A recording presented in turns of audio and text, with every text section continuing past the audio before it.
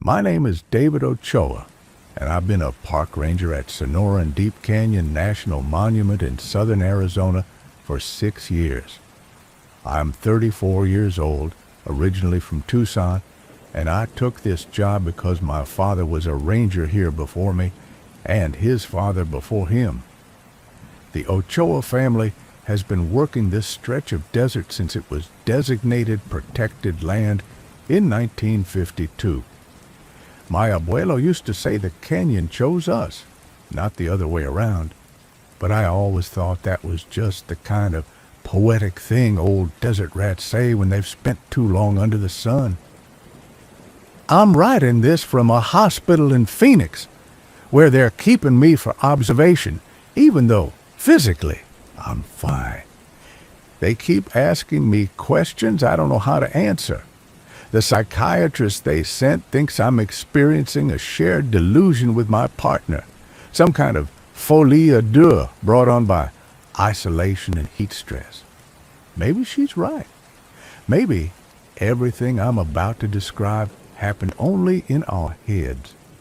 A mutual hallucination born from spending too much time in a landscape that doesn't care if you live or die. But I don't think so. I think we heard something real in that canyon, something that's been there longer than my family has been watching over it, and I think it's still there now, waiting for the next person curious enough or foolish enough to listen. Sonoran Deep is not like the Grand Canyon or any of the famous desert landmarks tourists flock to. It's a narrow slice of protected wilderness in the Sonoran Desert, centered around a geological oddity, a canyon that drops nearly 800 feet in less than a quarter mile, creating a microclimate at the bottom that's radically different from the desert floor. While the surface bakes at 110 degrees in summer, the canyon bottom stays relatively cool, fed by a spring that creates a ribbon of water and vegetation in the middle of one of the harshest environments in North America. The monument only gets about 5,000 visitors a year, mostly serious hikers and geology enthusiasts. There's one maintained trail, the Serpent's Descent, that switchbacks down the canyon wall, and a handful of backcountry routes that require permits and desert experience. My job, along with my partner Jamie Reeves, is to maintain that trail, monitor the fragile ecosystem at the canyon bottom, handle search and rescue when hikers inevitably get into trouble, and generally keep people from dying in creative ways in the desert. Jamie and I have been partners for 3 years. She came to Sonoran Deep from Yellowstone, burned out on managing crowds and enforcing regulations in a park that felt more like an amusement park than wilderness. She wanted isolation, wanted to work somewhere that still felt wild and dangerous and real. She's 41, ex-military, the kind of person who can hike 20 miles in heat that would kill most people and still have energy to joke around over dinner. We're not friends exactly. The job doesn't really allow for friendship when you're stuck together for weeks at a time. But we have the kind of partnership built on trust and competence. I'd trust her with my life, and I have, more than once. It was Jamie who first heard the sound. This was 3 weeks ago, mid-October, when the brutal summer heat had finally broken and the desert had become almost pleasant. We were doing a routine patrol of the Serpent's Descent, checking for rockfall and trail erosion after the monsoon season. The trail was in decent shape, a few places where we needed to reinforce the rock walls, some loose gravel to clear, and we'd made it about halfway down when Jamie stopped abruptly. "You hear that?" she asked, head cocked, listening. I stopped, hearing only the usual desert sounds. Wind moving through the canyon, the distant cry of a hawk, my own breathing. "Hear what?" Like singing or humming, really low, almost subsonic. She frowned, pressing her hand against the canyon wall. It's coming from inside the rock. I put my own hand on the wall. The stone was warm from the sun, rough with lichen, but I felt nothing unusual, no vibration, no sound. I don't hear anything. It just stopped. She pulled her hand back, looking puzzled. It was there for maybe 10 seconds. Definitely not wind, not animals. It sounded almost mechanical, but old, like those Tibetan singing bowls, that kind of resonance. We both stood there for another minute, listening, but whatever Jamie had heard didn't repeat. We continued our patrol, and I mostly forgot about it. Strange acoustics happen in canyons all the time. Wind and geology combining to create sounds that seem impossible. I'd once heard what sounded like a woman screaming in the desert at night, only to discover it was a mountain lion miles away, the sound carried and distorted by the terrain. But over the next week, Jamie heard it 5 more times, always when we were in the canyon, always seeming to come from the rock itself. And each time it lasted longer, 10 seconds, then 20, then nearly a minute.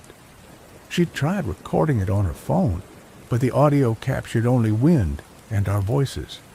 Whatever frequency the sound existed at, it didn't register on digital recording devices. Maybe it's tinnitus, I suggested after the third occurrence, or some kind of pressure thing with your ears. She gave me a look that said she'd already considered and dismissed that possibility. I know what tinnitus sounds like, David. This is external, and it's not random. It only happens when we're below the rim, in the canyon proper, never at the ranger station, never on the surface. You think it's geological? Some kind of resonance from water moving through limestone? Maybe, but it sounds purposeful, like it's trying to form words or notes, but can't quite manage it. She pulled out a notebook where she'd been documenting each occurrence, and it's getting clearer. The first time I heard it, it was just a low hum. Now I can almost distinguish separate tones, like someone playing a chord on an instrument I don't recognize. I suggested she take a few days off, get checked out by a doctor, make sure there wasn't some kind of medical issue. She agreed reluctantly, hiked out to the ranger station, drove the 40 miles to the nearest clinic. They found nothing wrong.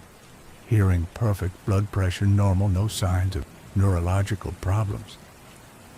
And while she was gone, I heard it too.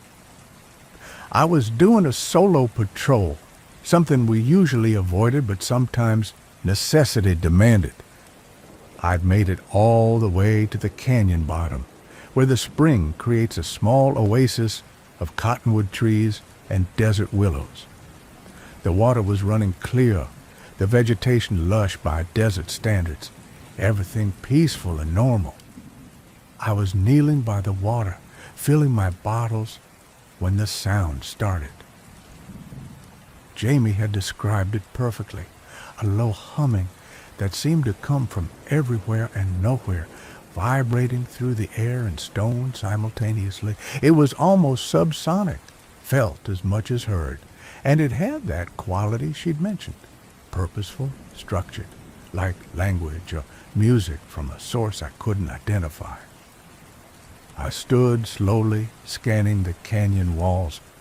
We were in a narrow section here, the walls rising sheer on both sides, no caves visible, no obvious source for the sound. But it was definitely there, growing louder, more complex. I could distinguish separate tones now, maybe 5 or 6 different frequencies woven together, rising and falling in patterns that suggested meaning, even though I couldn't decode it. My radio crackled. Unusual down here where the canyon walls blocked most signals. Jamie's voice came through, distorted but urgent. David, do you hear it? Tell me you hear it. I hear it, I said, not taking my eyes off the canyon walls. What is it? I don't know, but I'm coming down. Don't move. Don't go any further into the canyon. Just stay there. The sound continued for another 2 minutes, growing in complexity and volume until it was almost overwhelming. A physical presence in the air around me. Then it stopped, cut off abruptly like someone had closed a door, leaving a silence so complete it hurt. Jamie found me 20 minutes later, sitting on a rock by the spring, trying to make sense of what I'd experienced. She looked relieved and frightened in equal measure. So, I'm not crazy, she said. If you're crazy, we both are. We sat there together, staring at the canyon walls, trying to find any rational explanation. Unusual rock formations that created resonance, seasonal underground rivers changing their flow patterns, some kind of military testing from the Air Force Base 50 miles away. None of it felt right. The sound hadn't been natural, and it hadn't been human-made. It had been something else entirely, something ancient and patient and utterly alien. My grandfather used to tell stories, I said finally, about the canyon, about things the old Hohokam people said lived down here before they disappeared. I always thought they were just stories, ways to keep kids from wandering too far. What kind of things? He called them the echo people, said that they lived in the rock itself, in spaces between spaces, and that sometimes they'd sing to communicate with each other. He said the Hohokam understood them, had some kind of agreement or relationship, but when the Hohokam vanished around 1450, the echo people stayed behind, still singing, still waiting for someone to answer. Jamie looked at me like she was trying to decide if I was serious. Your grandfather believed that? My grandfather spent 60 years working this canyon. He knew every inch of it. And he always said there were places you could hear them if you listened carefully, not with your ears, but with something deeper. I picked up a rock, turned it over in my hands. He said the canyon chose our family because we could hear them, even if we didn't understand what they were saying. That's folklore, David. Mythology. Yeah, probably. I dropped the rock. But we both just heard something that shouldn't exist. We reported the sound to our supervisor, described it as accurately as we could, suggested maybe we should get a geologist or acoustics expert to examine the canyon. He was skeptical, but agreed to file the report. Nothing came of it. Strange sounds in canyons weren't unusual enough to warrant an investigation, especially when they couldn't be recorded or consistently reproduced. But the sounds continued. Over the next 2 weeks, we heard them almost daily when we were in the canyon, always below the rim, always seeming to come from the rock itself. The tones grew more complex, more varied, and we both started to feel like they were responding to our presence. When we moved deeper into the canyon, the sounds grew louder. When we stayed still, they became almost conversational, as if something was trying to communicate in frequencies we could barely perceive. Jamie started mapping the sounds, noting where they occurred and when, trying to find patterns. She discovered that certain sections of the canyon seemed to be more active than others, particularly the north wall near the spring, where ancient petroglyphs marked the rock face. The Hohokam had carved symbols there centuries ago, spirals and human figures and geometric patterns that anthropologists said represent water, movement, and possibly religious significance. Yeah, look at this one, Jamie said, pointing to a petroglyph of a human figure with lines radiating from its head. Every time we stand near this, the sounds get stronger, like it's a marker or an antenna or something. I studied the carving. It was weathered but still clear, and there was something about it that had always unsettled me. The figure's mouth was open wide, and the lines radiating from its head could be interpreted as sound waves or light, or maybe something emerging from the figure's mind. The old stories said the Echo people used certain rocks as doorways, I said quietly, places where the boundary between their world and ours was thin. The Hohokam marked these places so people would know where to listen. Listen for what? I don't know. My grandfather never got that specific, or maybe he didn't know either. That night, we were sitting at the ranger station when Jamie pulled out her notebook, the one where she'd been documenting the sounds. She'd started sketching the patterns, rising and falling tones represented as waves, the various frequencies color-coded, the sequences numbered, page after page of visualized sound, trying to find meaning in the chaos. I think it's a language, she said, spreading the pages across the table. Not human language, not anything we'd recognize, but definitely structured communication. Look, these patterns repeat. Here, here, and here. Same sequence of tones in the same order. That's not random.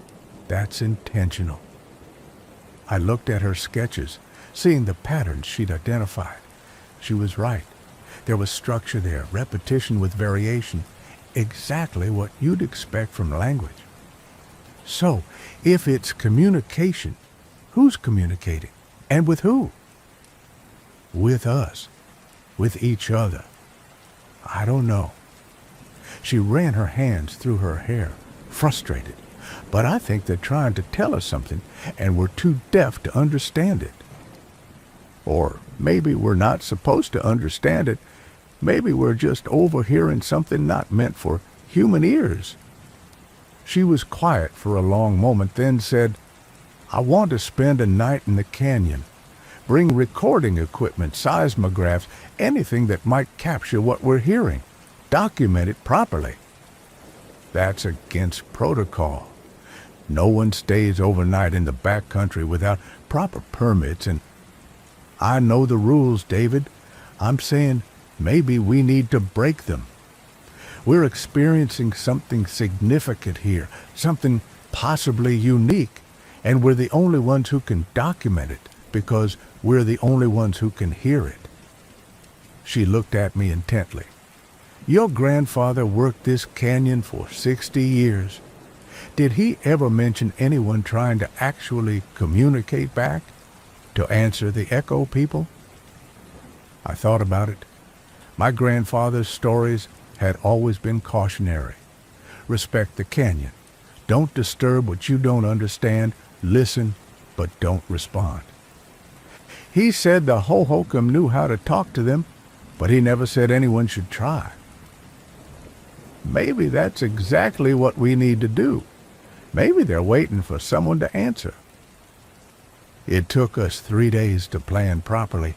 We couldn't just disappear into the canyon without telling anyone.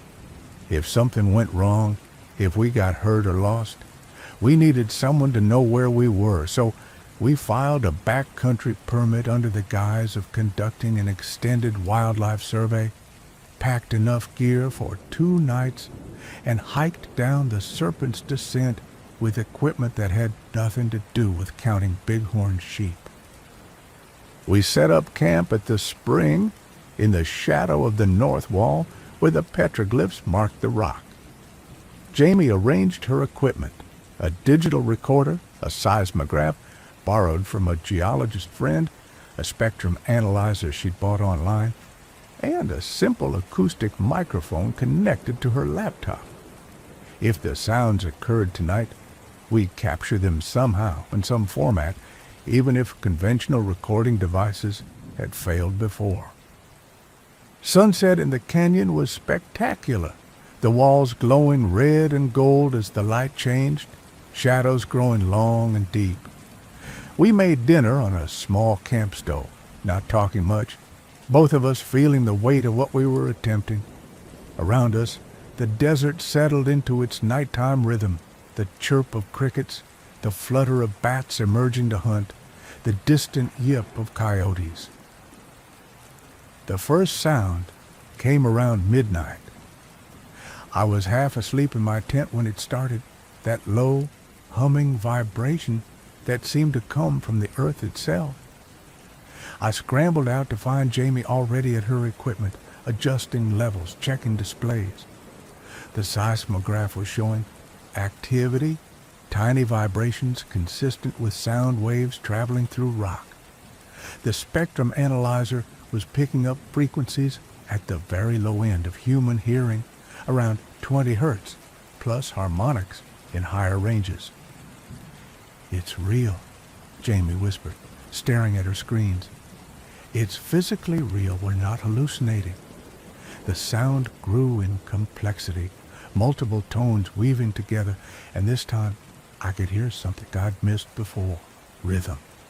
Not a steady beat like music, but a pulsing pattern that reminded me of breathing or heartbeat, or the way waves hit a shore. Living rhythm, organic rhythm, coming from solid stone. Jamie was recording everything, her equipment capturing data that seemed impossible. The sound was too structured to be geological, too complex to be wind or water, too purposeful to be random acoustic phenomena. It was communication, just as she'd theorized, and we were finally documenting proof. Then Jamie did something I hadn't expected. She stood, walked to the canyon wall where the petroglyphs were carved, placed both hands on the rock, and began to hum. She was trying to harmonize with the sounds, matching the frequencies as closely as human vocal cords could manage. Her voice was low, resonant, creating overtones that seemed to blend with the sounds coming from the rock. And incredibly, impossibly, the sounds changed in response. The tones shifted, simplified, as if whatever was making them was adjusting its communication to match Jamie's more limited range. The complex weaving of frequencies reduced to something clearer, more distinct, and I could hear what she'd been trying to tell me for weeks. It did sound like language, alien language, structured in ways human speech wasn't, but definitely communication. Jamie continued humming, varying her tones, experimenting, and the sounds answered, creating a back-and-forth exchange that raised every hair on my body. She was talking to it, to them, to whatever lived in the rock and had been singing in this canyon for centuries or millennia or longer. I grabbed the spectrum analyzer, watching the frequencies interact. Jamie's voice creating patterns on the display, the rock sounds creating different patterns, the two woven together in something that looked almost like conversation. This was first contact, I realized with a shock that made my hands shake. Not with aliens from space, but with something that had been here all along, living in a space we couldn't perceive, communicating in frequencies we could barely hear. Jamie's humming grew more confident, her tones more varied and complex. She was learning the language in real time, adapting, trying to form something that approached meaning. And the sounds were encouraging her, repeating sequences, varying them slightly, teaching her the way you teach a child to speak. Then something changed. The sounds stopped being patient. They became urgent, insistent, the tones rising in pitch and volume. Jamie stepped back from the wall, her humming faltering, and I saw fear cross her face for the first time since this began. "Something's wrong," she said. "They're warning us about something." The urgency in the sounds increased, becoming almost painful, and now I could feel it through the ground beneath my feet. Vibrations that made my teeth ache and my vision blur. The seismograph was going crazy, showing tremors that shouldn't exist in stable rock, and the sounds had transformed from something almost musical to something harsh and discordant, like alarms or sirens or screams translated into impossible frequencies. "We need to leave," I said, starting to pack equipment. "Now." But Jamie wasn't listening. She was pressed against the canyon wall again, her hands splayed on the rock, her eyes closed, concentrating. "They're trying to tell us something important about the canyon, about why they're here, about what they're guarding." Guarding? There's something deeper, below the spring, below the canyon floor, something they've been keeping contained, keeping asleep, keeping separate from the surface, and it's waking up. The ground shook. A real earthquake this time, not just vibrations from sound. Rocks tumbled down the canyon wall, splashing into the spring. Our equipment toppled over, screens cracking, recording devices tumbling into the water, and the sounds from the rock were no longer trying to communicate.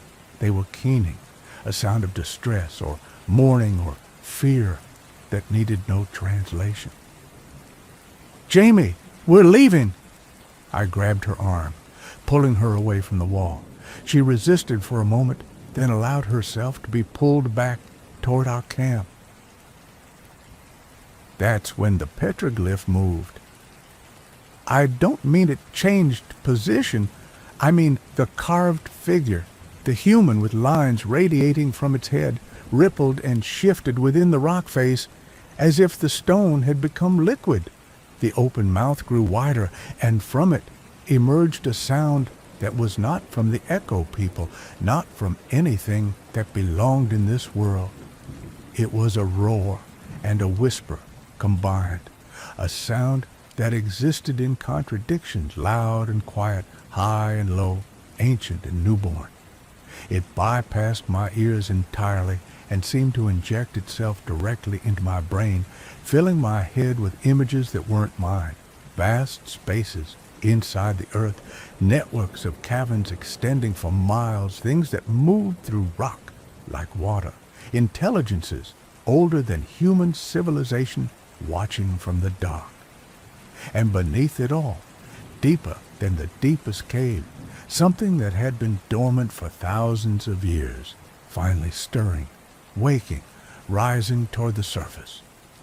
Jamie was screaming, not in fear, but in pain, her hands pressed to her ears, even though that wouldn't help against sound that bypassed physical hearing. I grabbed her, pulled her away from the wall, and we ran. We ran through our camp, abandoning everything, gear, food, equipment, everything except our bodies and our terror. We ran for the serpent's descent trail in darkness, using headlamps that seemed pathetically inadequate against the immensity of what was happening in the canyon below. Behind us, the sounds multiplied and changed. The echo people were still there, still singing, but now they were joined by other sounds. The grinding of stone on stone, the rush of water finding new channels, and that terrible roar whisper of something vast and awful forcing its way toward the surface. We made it halfway up the trail when the canyon floor collapsed. I looked back and saw the spring disappear into a suddenly opened chasm, the water draining away into darkness below. The cottonwood trees toppled into the void. The north wall, where the petroglyphs had been carved, cracked vertically, huge sections cavern away like glaciers, revealing hollows behind them, spaces in the rock where no spaces should be. And in those hollows, in the darkness behind the fallen stone, things were moving, I couldn't see them clearly. My eyes wouldn't focus properly, like trying to look at something in peripheral vision that vanishes when you turn your head. But I saw enough. Shapes that weren't human, that weren't animals, that weren't anything evolution should have produced. The echo people, forced out of their hidden spaces by whatever was rising from below. They poured out of the canyon walls like water, flowing upward and outward, escaping. And their sounds, their language, their warning, their song, filled the night air with harmonics so complex and beautiful and terrible that I knew I'd never hear ordinary music the same way again. We climbed. We climbed until our lungs burned and our legs gave out and we had to crawl. We climbed while the canyon tore itself apart below us, while the earth shook and the echo people fled, and something enormous moved in the darkness beneath the desert floor. We reached the rim as dawn was breaking, collapsed on solid ground, and watched the sun rise over a landscape that had changed.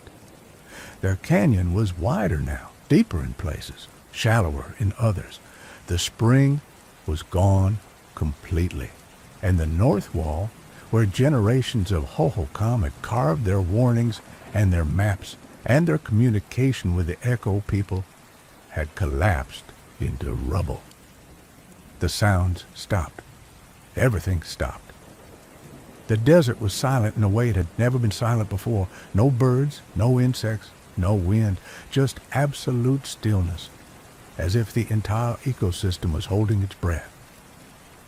Jamie was the first to speak, her voice hoarse. What did we do? I don't think we did anything. I think we just witnessed something that was already happening. I stood on shaking legs, looking at the changed canyon. The echo people were trying to warn us. They knew something was waking up, something they'd been guarding against, and they wanted us away from it. But what was it? What's down there? I thought about my grandfather's stories, about the Hohokam who'd disappeared suddenly in the 1450s, abandoning their settlements and irrigation systems and everything they'd built. What if they hadn't just left? What if they'd been warned by the echo people about something stirring in the earth, something that required them to evacuate an entire civilization? I think, I said slowly, that there are things in the earth older and stranger than we imagine, things that sleep for centuries or millennia. And I think the echo people, whatever they are, however they exist, have been standing watch over them, keeping them contained, keeping them separate from the surface world. And we disturbed that. No, I think it was waking up anyway. The echo people were trying to communicate that to us, trying to get us to leave before it fully emerged. I looked at her. The question is, did it fully emerge? Or did the echo people manage to push it back down? We didn't have an answer to that. We hiked back to the ranger station, reported a seismic event and canyon collapse, called for geological surveys and structural assessments. Teams came in over the next week, documenting the changes, trying to explain what had happened through conventional science. They found evidence of unusual underground water movement, shifts in the aquifer that could explain the collapse. They found unstable rock formations that had finally given way. They found perfectly rational geological explanations for everything we'd witnessed. They didn't find the echo people. They didn't find evidence of anything living in the rock. And when I tried to explain what we'd heard, what we'd experienced, they looked at me with the same expression the psychiatrist is using now. Concern mixed with skepticism, a gentle suggestion that trauma and isolation can play tricks on the mind. Maybe they're right. Maybe Jamie and I experienced some kind of shared hallucination, our brains creating explanations for natural phenomena we didn't understand. Maybe there's nothing in the earth but rock and water and minerals, no ancient guardians, no sleeping things, no consciousness in the stone. But I don't believe that, because 3 days ago, after they'd released us from observation, after the geological teams had packed up and left, after everything had returned to something approaching normal, I went back to the canyon alone. I hiked down what was left of the Serpent's Descent, picked my way through the rubble where the spring had been, and stood in the silence of the reformed canyon. And I listened, not with my ears, but with something deeper, the way my grandfather had taught me years ago when I was too young to understand what he meant. And I heard them, faint, distant, deep in the rock. The echo people were still there, still singing, but the song had changed. It was no longer trying to communicate with the surface, no longer teaching or warning or reaching out. It was focused inward, downward, concentrated on something beneath the canyon floor. They were still standing watch, still guarding, still holding something back. And every night since then, lying in my hospital bed while doctors try to convince me I imagined everything, I hear that song. It follows me, that low harmonic vibration that exists just at the edge of perception.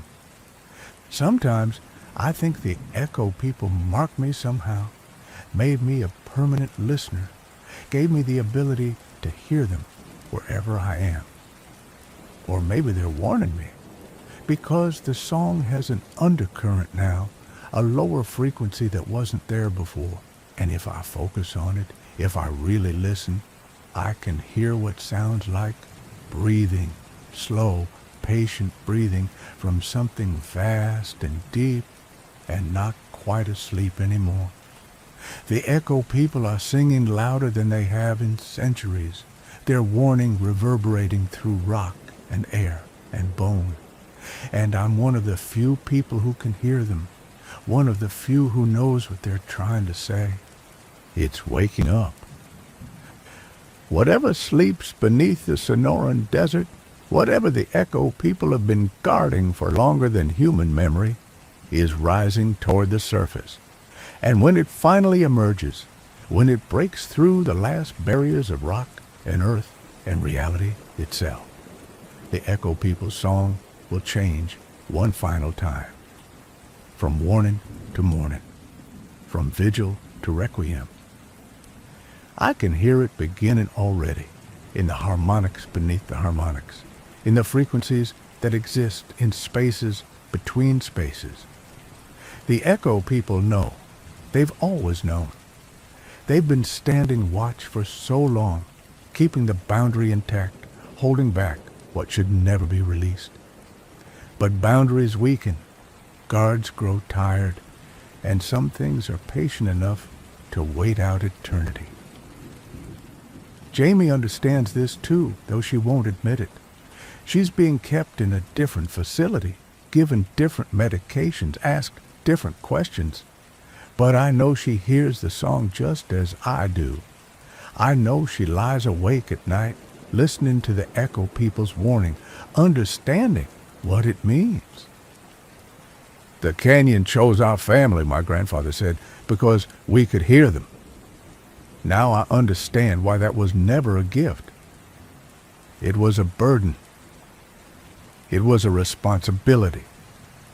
It was the price of knowledge, of knowing that there are things in the earth that predate us, that will outlast us, that exist in dimensions we can barely perceive.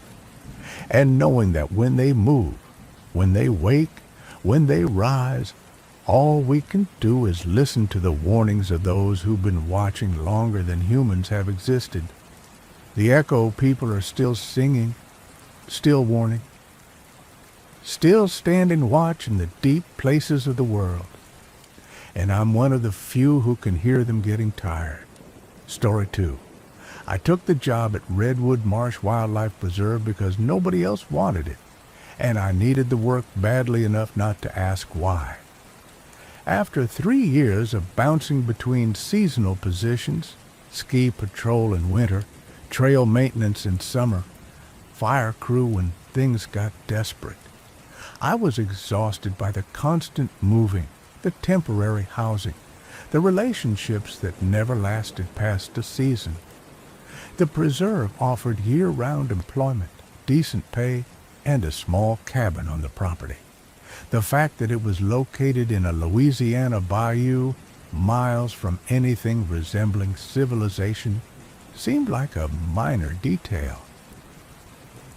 The preserve manager, a weathered woman named Delphine Hebert, who looked about 70, but moved like 50, picked me up from the bus station in Thibodaux in a mud-splattered truck that smelled like diesel and Spanish moss. She didn't say much during the hour-long drive down increasingly narrow roads, just handed me a thermos of chicory coffee and pointed out landmarks, a bait shop that served as the last place to buy supplies, a boat launch where locals fished for catfish, a church with a cemetery that seemed to have more graves than the surrounding area could possibly need. "You from around here?" she finally asked as we turned onto a dirt road that disappeared into a tunnel of cypress and tupelo trees. "California originally. Been working all over the West for the last few years." She nodded like this confirmed something. West is different, drier, mountains and valleys, everything visible. This place is different. The marsh doesn't follow the same rules. You'll see. "What kind of rules?" "The kind that matter when you're alone out there." She glanced at me, her eyes sharp despite the crow's feet. "You running from something or towards something?" The question caught me off guard. "Neither. Just working." Everybody's running from or toward. Nobody just works. She turned her attention back to the road, which had narrowed to barely more than tire ruts through standing water. Last ranger we had she was running from lasted 8 months before she left in the middle of the night. Didn't even collect her last paycheck. What was she running from? Boyfriend, who put her in the hospital twice. She needed somewhere he couldn't find her. Marsh is good for that. Very good at hiding things. Delphine's voice had taken on an odd tone, something between reassurance and warning. Problem was, she started to feel like the marsh was hiding her too well. Started to feel like maybe she couldn't find her way back if she wanted to. Before I could ask what that meant, we emerged into a clearing where a cluster of buildings sat on slightly higher ground. A small visitor center that looked rarely visited, a maintenance shed, and a cabin that would be my home. Beyond them, a wooden boardwalk extended into the swamp like a tongue reaching into green darkness. "That's the main interpretive trail," Delphine said, pointing at the boardwalk. 2 miles out, loops back around. We've got 3 other trails, all marked with colored blazes. Red Trail is 3 miles, follows the western edge of the preserve. Blue Trail is 4 miles, goes deeper into the interior. Yellow Trail is the longest at 6 miles, circles the whole property. Your job is to patrol them twice a week, maintain the boardwalks, clear any deadfall, watch for poachers, document wildlife, standard ranger stuff. She handed me a map that showed the preserve as a rough triangle of wetland bordered by narrow waterways. The trails were marked in their respective colors, elegant loops that seemed to explore every part of the property without crossing each other. We get about 50 visitors a month, mostly during winter when the mosquitoes die back. You'll be alone most of the time. Radio works if you stay near the buildings. but it's spotty once you get deep in the trails. Cell phones are useless out here." She looked at me seriously. "The most important thing is to stay on the marked trails. I mean that. Don't go off trail, don't explore, don't take shortcuts. The marsh will let you wander, but it won't always let you back." "Is it dangerous? Sinkholes? Quicksand?" "Among other things." She didn't elaborate. Instead, she helped me unload my gear and showed me around the cabin. One room with a kitchenette, a bathroom with a rust-stained sink, a bed that sagged in the middle, and windows covered in screens to keep out the insects. It smelled like mildew and old wood, but it was mine, at least for now. Delphine left before dark, promising to return in 2 weeks with supplies. "Radio check every morning at 8, she said. "You miss 2 checks in a row, I'll come look it. And remember, stay on the trails. The colored blazes are there for a reason."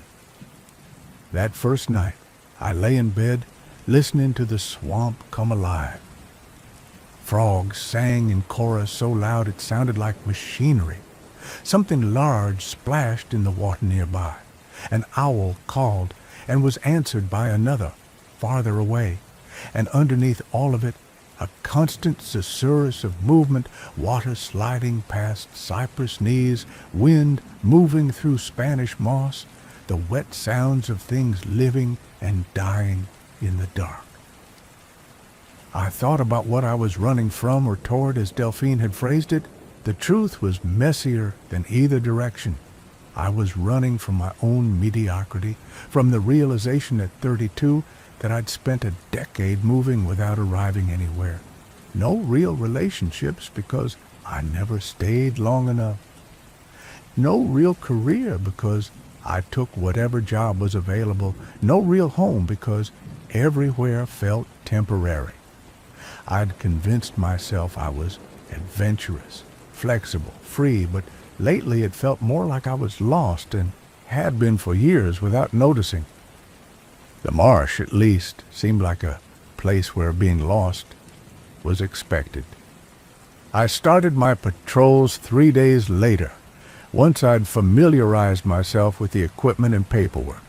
I chose the main interpretive trail first, the easiest introduction to the preserve. The boardwalk was well maintained, sturdy cypress planks forming a path through a landscape that seemed to exist in constant transition between land and water. Bald cypress trees rose from the dark water like sentinels, their trunks wide at the base and draped with moss that moved in the slight breeze.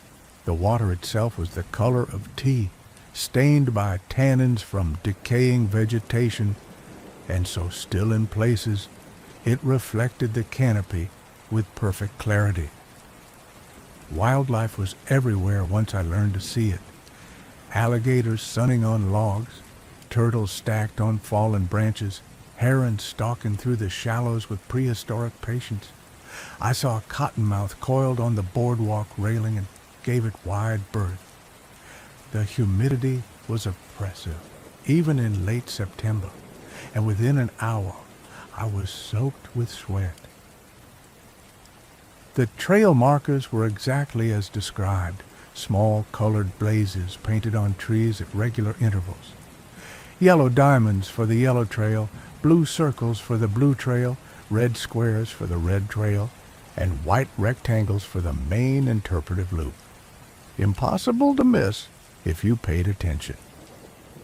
Except at the 2-mile mark where the main trail should have circled back toward the visitor center, I found another marker, a green triangle, painted on a cypress tree about 20 feet off the boardwalk, where the ground looked almost solid beneath a carpet of duckweed. I stopped, checking my map. There was no green trail marked, no mention of a 5th trail system, but the blaze was clearly fresh paint, the same style as all the others, and now that I'd noticed it, I could see more green triangles leading deeper into the swamp, spaced at the same intervals as the other trail markers. I should have radioed Delphine immediately, should have asked about the unmarked trail, but something about the discovery excited me. A mystery, a puzzle, something unexpected in what had seemed like a straightforward job. I took a photo of the green blaze with my camera, made a note in my logbook, and continued back to the cabin. That night, I studied the map more carefully, trying to figure out where a green trail might lead. The preserve boundaries were clearly marked, and the existing trails covered most of the accessible area. Any additional trail would either be redundant or would lead to one of the preserve's edges, possibly toward the private property that bordered the eastern side. Over the next week, I found more green blazes. They appeared on every trail I patrolled, always leading away from the marked paths, always deeper into the swamp's interior. I documented each one, photographing the markers and noting their locations. The blazes formed a pattern. They seemed to spiral inward toward a central point somewhere in the preserve's heart, an area my map showed as particularly dense wetland, probably impassable. "You seen any unusual trail markers?" I asked Delphine during our 2-week supply run. I'd decided to play it casual, not wanting to admit I'd been obsessing over the green blazes. She paused while unloading boxes of canned goods from her truck. "What kind of unusual?" "Green triangles, leading off the main trails." Her expression didn't change, but I noticed her hands stopped moving. "And you followed them?" "No, I just noticed them, documented them. They're not on the map." "That's because they're not trails." She resumed unloading, her movements more deliberate now. "They're old markers from when we were first surveying the property, deciding which areas could support boardwalks. Most of them should have been removed or painted over years ago. They look fresh. Paint lasts longer than you'd think in this humidity. Moisture seals it somehow." She wouldn't meet my eyes. "Ignore them. They don't lead anywhere useful." But she was lying.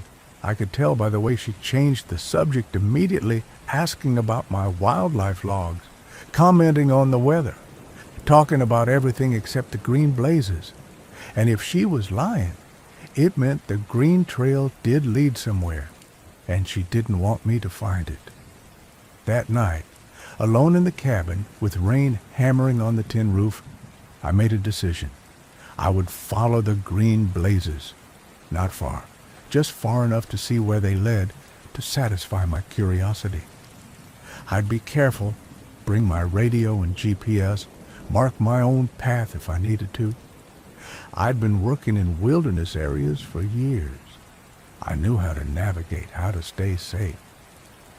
I chose the Blue Trail as my starting point because it took me deepest into the preserve before the green blazes branched off. I set out early, the morning air thick with fog that turned the cypress trees into ghosts. Egrets called from somewhere in the mist. My boots echoed on the boardwalk planks, each step announcing my presence to whatever was listening. At the 2-mile mark on the Blue Trail, where the boardwalk curved around a particularly large cypress, I found the green blaze. It pointed toward a natural levee that rose slightly above the waterline, covered in palmetto and wild iris. I'd brought a hiking staff to test the ground ahead of me, and I used it now, probing carefully before each step. The ground was soft but navigable, at least initially. The green blazes continued at regular intervals, leading me through a landscape that grew increasingly strange. The trees here were older, larger, their trunks twisted into shapes that seemed almost intentional. The Spanish moss hung so thick it created curtains, and I had to push through it like cobwebs. The water, when I glimpsed it between the vegetation, was darker here, nearly black, and completely still. I'd been following the green trail for maybe 20 minutes when I noticed the sound had changed. The normal swamp symphony, frogs, birds, insects, had diminished to almost nothing. Not silent, but muted, as if someone had turned down the volume on the entire ecosystem. My radio crackled with static, though I hadn't tried to transmit anything. The green blazes led me to a clearing of sorts, an area where the trees formed a rough circle around a space of clear water, maybe 30 feet across. The water here was different, clearer than the tea-colored swamp water, with a faint greenish tint, and I could see down into it surprisingly far. There appeared to be structures below the surface, wooden posts, maybe the remains of an old platform or building covered in algae and trailing vegetation. But what stopped me cold was the boat. It was a small aluminum john boat, the kind locals use for fishing, tied to a cypress knee at the water's edge. The boat was old but not ancient, maybe 15 or 20 years, and it looked maintained. No holes in the hull, the rope still strong, a paddle lying inside, as if someone had recently used it and planned to return. I approached carefully, checking the ground with each step. The boat had a registration number stamped on the bow, partially obscured by mud. I pulled out my camera to photograph it, and that's when I saw the contents. A backpack, a water bottle, a ranger jacket folded neatly on the seat. With hands that had started to shake, I unfolded the jacket. It was a standard Park Service uniform jacket, green with the official patch.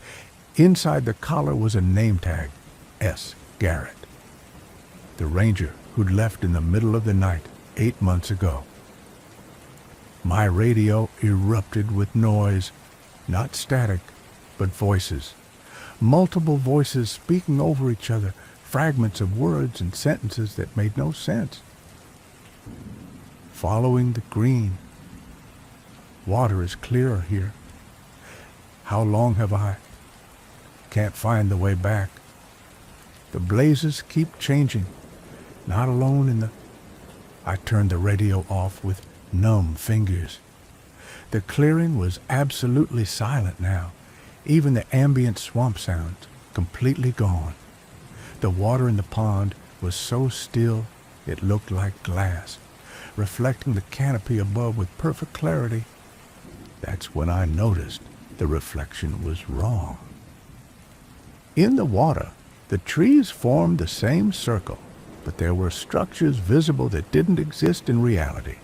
A boardwalk extending across the pond, signs marking a trail, and figures, human-shaped shadows standing at the water's edge where I stood alone.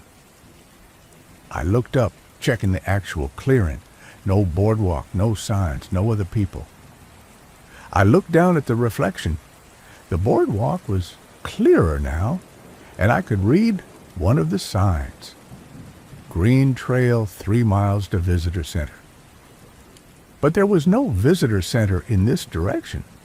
There was no green trail. There was only the wild interior of the preserve, the area my map showed as impassable. Unless the map was wrong, unless there had been another trail system, another set of facilities, something that had been here before and was somehow still here, visible in reflections, but not in reality. I backed away from the water, my breath coming fast. The green blazes that had led me here continued past the clearing, leading deeper into the swamp. And now that I looked more carefully, I could see other things. Pieces of boardwalk planking partially submerged in the mud, metal signs so corroded they were barely recognizable, the remains of what might have been a bench or observation platform. This had been a trail once, an official trail with boardwalks and signs and rangers who maintained it. But something had happened to it, something that made Delphine lie about the green blazes, that made the previous ranger leave in the middle of the night, that made this place exist in reflections and memories, but not quite in reality. I pulled out my GPS unit, checking my coordinates. The device flickered, the screen showing my location shifting impossibly. First placing me at the visitor center, then miles outside the preserve boundary, then underwater, then coordinates that didn't exist on Earth. I turned it off and relied on my compass, taking a bearing back the way I'd come. But when I looked for my trail, the path I'd marked in my memory, the disturbed vegetation that should have shown my passage, I couldn't find it. The palmetto looked uniformly undisturbed. The ground showed no footprints, even though I'd been walking through mud minutes before. I tried to follow the green blazes backward, but they seemed different now. The triangles pointed in different directions than I remembered, or maybe there were simply more of them, creating multiple possible paths. I chose the most obvious route and walked for 15 minutes before realizing I was moving in a spiral, seeing the same twisted cypress from different angles, passing the same fallen log 3 times. Hey, the sound was returning, but it was wrong. Frogs, yes, but their chorus was too regular, too rhythmic, like a recording playing on loop. Birds calling, but the same call repeated at exact intervals. And underneath it all, a sound that might have been water moving, or might have been breathing, a slow, wet respiration that seemed to come from the swamp itself. My radio crackled back to life even though I hadn't turned it on. Delphine's voice came through, distorted and strange. Told you to stay on the marked trails. The marsh lets you wander, won't always let you back. Delphine, this is Marcus. I'm on the green trail. I need directions back to... There is no green trail, her voice said, but the timing was wrong, the words overlapping with my transmission. There hasn't been a green trail for 30 years, not since the accident, not since we lost the old visitor center and everything around it. It sank, Marcus. The whole section of the preserve just sank. Took the boardwalks and the buildings and the rangers who were there when it happened. We rebuilt on higher ground, painted over the old blazes, tried to forget. But the markers are fresh. The boat is. The marsh gives things back sometimes, pieces of what it took, reflections of what was. But they're not real, Marcus. They're memories. And if you follow them too far, if you go too deep, you become a memory too. The transmission cut off. I was standing at the edge of the circular clearing again, though I'd been walking away from it. The boat was still there, but now there were 2 backpacks visible inside it, 2 ranger jackets, 2 water bottles. One of the name tags read S. Garrett. The other read M. Webb. My name. I ran. I ran without caring about direction, without trying to navigate, just moving away from that clearing and whatever it represented. Palmetto lashed at my legs. Spanish moss caught at my face. My boots sank into mud that grabbed at each step. But I kept moving, driven by a terror that was too large for rational thought. I burst through a curtain of moss and found myself on a boardwalk. Relief flooded through me. I'd found one of the marked trails. I was safe. But when I looked at the blazes on the nearest tree, they were green. Green triangles leading in both directions, suggesting this boardwalk was part of the ghost trail, the memory trail, the trail that didn't exist. except I was standing on it. The wood was solid under my feet, real, physical. I chose a direction at random and followed the boardwalk, passing green blaze after green blaze. The swamp around me looked normal, cypress trees, dark water, the usual wildlife. But there was a quality to it all that felt like a photograph, slightly too perfect, slightly too still. The boardwalk led to a structure, a visitor center larger than the one at my cabin, built in a style that looked 30 years out of date. The windows were dark, but intact. A sign hung above the door, Redwood Marsh Wildlife Preserve Welcome Center. I climbed the steps. The wood was solid, recently maintained, and tried the door. It opened. Inside, the visitor center was frozen in time. Displays about marsh ecology, their information panels yellowed with age, a desk with a computer so old it had a CRT monitor, maps on the walls showing a trail system different from the one I knew, 4 colored trails instead of 3, and prominently marked in green. Green Trail 5 miles experienced hikers only. There were photos on the walls too. Rangers from past decades, their faces smiling at the camera, their uniforms slightly different from modern ones. I recognized Delphine in one photo, looking about 40 years old, standing with 2 other rangers in front of this very building. The caption read, Redwood Marsh Staff, 1993. And in another photo, more recent, from maybe 10 years ago, S. Garrett Ranger of the Month, January 2014. Sarah Garrett, the ranger who'd left in the middle of the night. Except in this photo, she looked happy, relaxed, at home in the marsh. There was a logbook on the desk, the kind rangers used before everything went digital. I flipped it open, expecting old entries, but the last entry was dated yesterday. October 15th, 2024. Daily patrol of Green Trail completed. No incidents, weather clear. Observed usual wildlife. Visitor count, 0. Note, found evidence of another ranger on the trail today. Footprints, broken palmettos, signs of passage. We'll investigate tomorrow. May finally have company out here.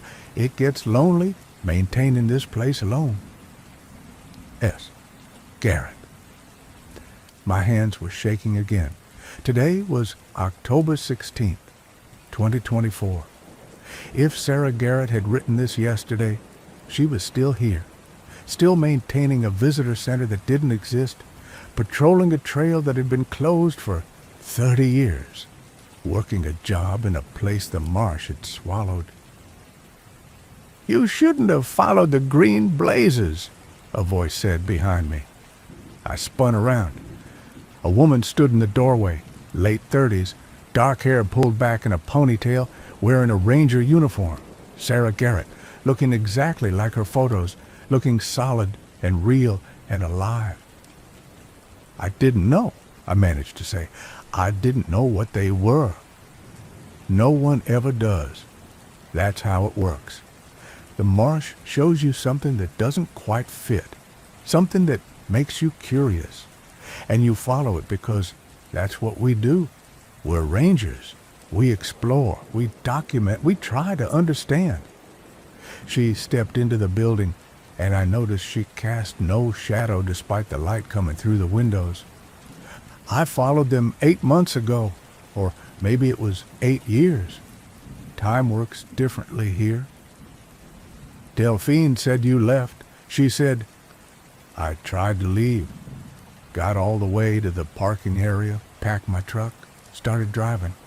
Made it about 5 miles before I realized I was on a road that didn't exist, heading toward a highway that had never been built. The marsh had already taken me by then. I just didn't know it yet. She looked around the visitor center with something like affection. So I came back. Easier to accept it than keep trying to leave. But you're real. You're standing here. This building is real. Real enough. For here. She gestured at the displays, the desk, the maps.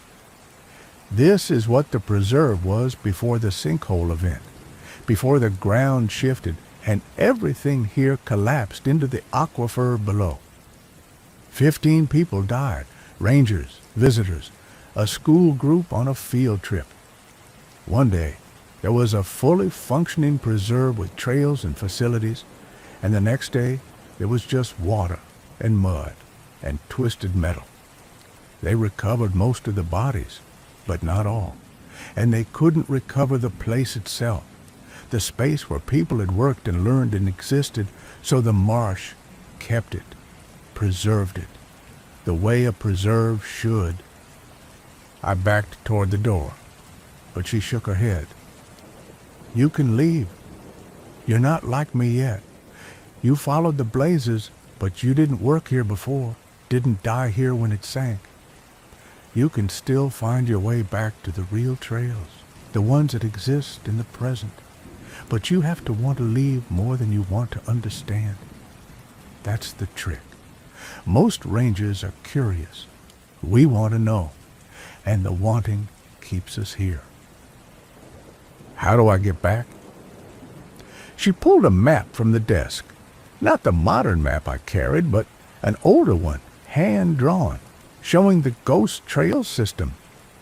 Follow the green blazes backward, not the way you came, but the way you should have come. Trust the reflection, not the reality. When you reach water, look down instead of forward. Follow your reflection until it leads you somewhere solid. That doesn't make sense. Nothing about this makes sense. But it works. It's how the marsh operates, through paradox and memory and paths that exist because someone remembers them existing. She handed me the map, and her hand felt cold and slightly damp, like she'd been underwater. Go now, before you see too much, before you understand too well, before you start thinking that maybe being a memory isn't so different from being real. I took the map and ran, bursting out of the visitor center into a landscape that flickered between present and past. Sometimes I saw the ghost boardwalks and signs. Sometimes I saw only wild swamp. I followed the map Sarah had given me, trusting its impossible directions, looking for water that could show me my reflection. I found it at a place where the green trail crossed a channel of clear water.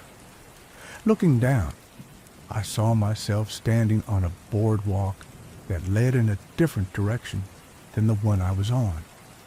I stepped onto the reflection, stepped onto water that held me like solid ground, and followed my own image through the marsh. The landscape shifted with each step, becoming more familiar, more present. The green blazes began to fade, replaced by blue circles that I recognized as the blue trail markers. The ghost structures vanished. The sound of the swamp normalized, less rhythmic, less artificial, more chaotically alive.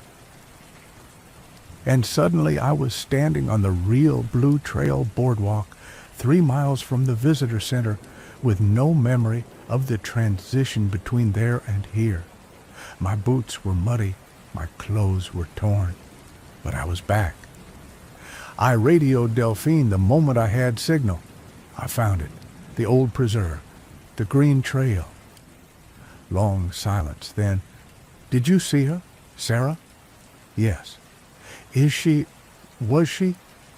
"She's maintaining the memory, keeping it running. She said I could leave because I didn't die there." Another long silence. "Come back to the cabin, Marcus. We need to talk." Delphine was waiting when I arrived, sitting on the cabin's porch with 2 bottles of beer already opened. She handed me one without a word, and we sat in silence while the sun set and the swamp came alive with evening sounds. "I was there when it happened," she finally said. 31 years ago. I was doing a morning patrol, checking on a school group that was supposed to arrive for a tour.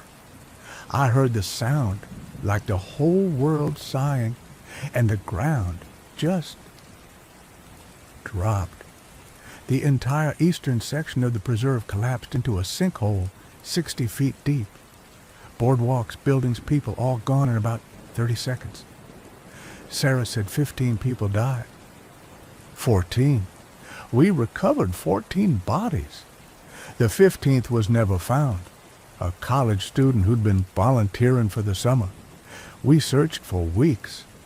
She took a long drink from her beer. The thing is, I kept seeing her on patrols, in the distance, always at the edge of my vision, and sometimes I'd find her footprints in the mud, fresh ones, leading deeper into the preserve. I followed them once, found the green blazes, found the ghost trail, but I turned back. I wasn't curious enough or brave enough, or maybe just not broken enough to follow all the way. The marsh took the place but kept it somehow. Places have memory, same as people. Traumatic events leave marks. The preserve remembers what it was, and the marsh holds on to that memory because that's what wetlands do. They preserve things, slow down decay, keep the past mixed up with the present. She looked at me directly. Sarah wasn't the first ranger to follow those blazes.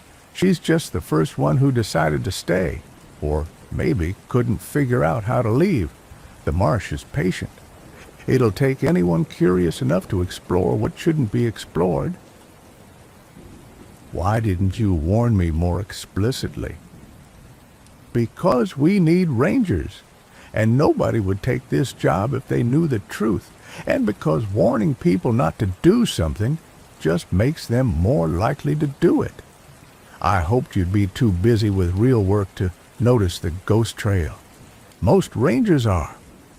She finished her beer and stood. You can leave if you want, transfer out. I'll approve it. No questions asked. And if I stay, then you stay on the marked trails, the real ones, and you don't go looking for what the marsh has hidden. She paused at the steps. But you'll see them sometimes, the green blazes appearing where they shouldn't be.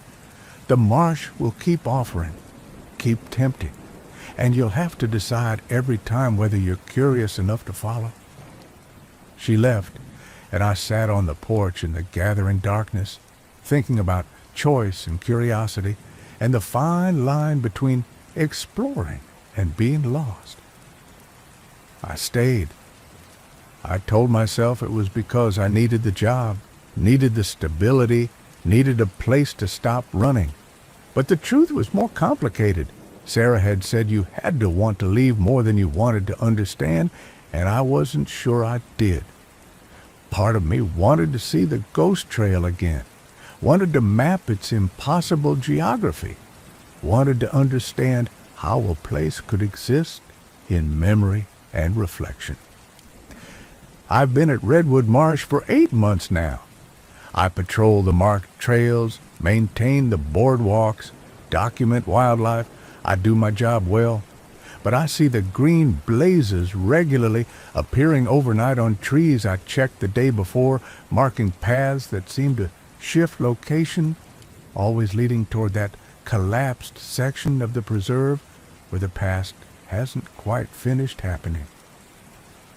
I haven't followed them again, not yet. But I keep Sarah's hand-drawn map in my desk drawer, and sometimes late at night I study it, tracing the roots of the ghost trail, wondering what else might be preserved there in that pocket of memory, wondering if the 15 people who died are all still there somehow, maintaining a preserve that exists only in reflection, doing jobs that ended 30 years ago, trapped or choosing to stay, or unable to tell the difference.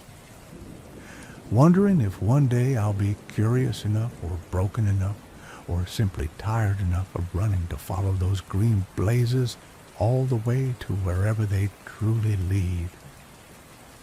The marsh is patient. It preserves things. And I'm starting to think it's preserving a place for me, too. Keeping a space open in its memory, waiting for the day when I want to understand more than I want to leave. The green blazes appeared on my cabin's porch this morning, 3 of them, painted on the floorboards while I slept, leading toward the door, pointing toward the trails, inviting me deeper. I should paint over them. I should request that transfer. But instead, I'm writing this account, documenting what I found, leaving a record for whoever comes after me, because I think I finally understand what I'm running toward. And it's not away from anything. It's toward a place where being lost is the same as being found, where memory and reality merge, where the past is preserved perfectly in dark water, and the present is just another reflection waiting to sink. The green blazes are still there, fresh and bright and impossible. And tomorrow, I think I'll follow them. Just a little farther this time, just far enough to understand. Story 3. I became a fire lookout because I wanted to disappear for a while, and there's no better place to vanish than a metal box perched on top of a mountain with nothing but sky in every direction. After my brother died, after I watched pancreatic cancer hollow him out over 8 months until there was nothing left but pain and morphine dreams, I needed distance from everything that reminded me of him. Which was everything. Our apartment in Portland, the coffee shop where we'd meet every Sunday, the hiking trails we'd explored together. Even my own reflection started to look too much like his in those final weeks, and I couldn't stand it. The Forest Service didn't ask too many questions when I applied for the summer lookout position at Tower 9 in the Cascade Range. They needed warm bodies willing to spend 3 months alone on a mountaintop watching for smoke, and I needed to be somewhere my phone didn't work and nobody knew my story.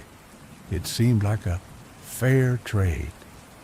I arrived at the trailhead on June 1st with 60 pounds of gear and a packet of instructions that made the job sound simple. Scan the horizon every 15 minutes during daylight hours, report any smoke via radio, maintain the equipment, keep the logbook updated, don't die.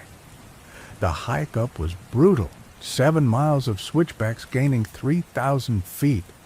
But when I finally emerged above the tree line and saw Tower 9 perched on the summit like a glass and metal bird's nest, something in my chest loosened for the first time in months. The tower was a 14 by 14 foot room wrapped in windows on all sides, elevated 40 feet off the ground on metal stilts. Inside was a bed, a small stove, a desk with the firefinder equipment, shelves for supplies, and a 2-way radio that was my only connection to the world below. The previous lookout had left the place immaculate, everything labeled and organized, firewood stacked neatly, the windows spotless. There was a note taped to the desk in cramped handwriting. Good luck. The solitude gets easier after the first week. Don't forget to look down sometimes, not just out. KP. I didn't understand what that meant. Looking down from the tower just showed you the foundation, the rocky slope, the tops of trees far below. But I taped the note to the wall anyway, a small gesture of connection to another person who'd lived this strange, isolated life. The first 2 weeks were exactly what I needed. I fell into a rhythm. Wake at dawn, make coffee on the propane stove, begin the watch rotations, heat up canned soup for lunch, continue scanning, read during the quiet hours, scan again, watch the sunset paint the mountains in colors that seemed impossible, sleep hard and dreamless. The radio stayed mostly quiet except for morning and evening check-ins with dispatch. No fires, no emergencies. Just me and the mountains and the kind of silence that feels alive. I thought about my brother less, or maybe I thought about him differently. Up here, the grief felt cleaner somehow, less tangled up with guilt and anger and the horrible helplessness of watching someone die by degrees. I could remember the good things, his laugh, the way he'd argue passionately about the most ridiculous topics, his inexplicable talent for finding four-leaf clovers without immediately drowning in the loss. It was on day 16 that I found the first photograph. I'd been reorganizing the supply shelf, taking inventory of canned goods and batteries, when I knocked over a box of old equipment manuals, papers scattered across the floor. And as I gathered them up, a Polaroid fluttered out from between two pages. I picked it up, expecting maybe a landscape shot or a photo of a previous Lookouts family. Instead, I found myself looking at a picture of Tower 9's interior, taken from the doorway. The photo was dated in the white border, June 3rd, 1987. Everything in the shot looked similar to how it looked now. Same layout, same basic furniture, but there was a person visible in the image, sitting at the desk with their back to the camera. They wore a green Ranger jacket, and their posture suggested they were writing in the logbook. But something about the photo made my skin prickle. The figure was slightly blurred, as if they'd moved during the exposure, and the angle seemed wrong somehow, like the camera had been held at chest height rather than eye level. What really unsettled me was that I could see another photograph lying on the desk in front of the person in the image, a photograph within the photograph. I held the Polaroid up to the light, squinting, trying to make out any detail of that nested image, but it was too small and indistinct. I checked the logbook, flipping back through years of entries until I found June 1987. The handwriting was different from the recent entries, looping and elaborate. Most entries were routine smoke reports and weather observations. But on June 3rd, there was a longer note. Found a photograph in the manual box today. Can't explain it. The photo shows the tower exactly as it is now, but it's dated 1987, which is today. That's impossible. More concerning is what I can see in the photo within the photo. I think I need to look more carefully at everything KP left behind. Something isn't right about the way he disappeared. My hands went cold. I flipped forward a few pages. June 5th. Dispatch confirmed KP, Kenneth Patterson, was never found after he failed to report in last August. They assumed he'd hiked down without notifying anyone and quit. But his gear was all here, his vehicle at the trailhead, radio working fine. He just stopped transmitting mid-season. No one looked very hard because there's a high turnover rate for this position. People quit. They said I shouldn't worry about it. June 8th. The photographs are multiplying. I found another one today tucked inside the first aid kit. Same type, a Polaroid of the tower interior with someone at the desk. This one is dated June 8th, 1987, today. And in this photo, the person at the desk is holding a Polaroid. I can just barely see it in the image. It looks like a picture of someone holding a picture of someone holding a picture, regressing infinitely inward. I tried to take my own photograph to test something, but my camera isn't working.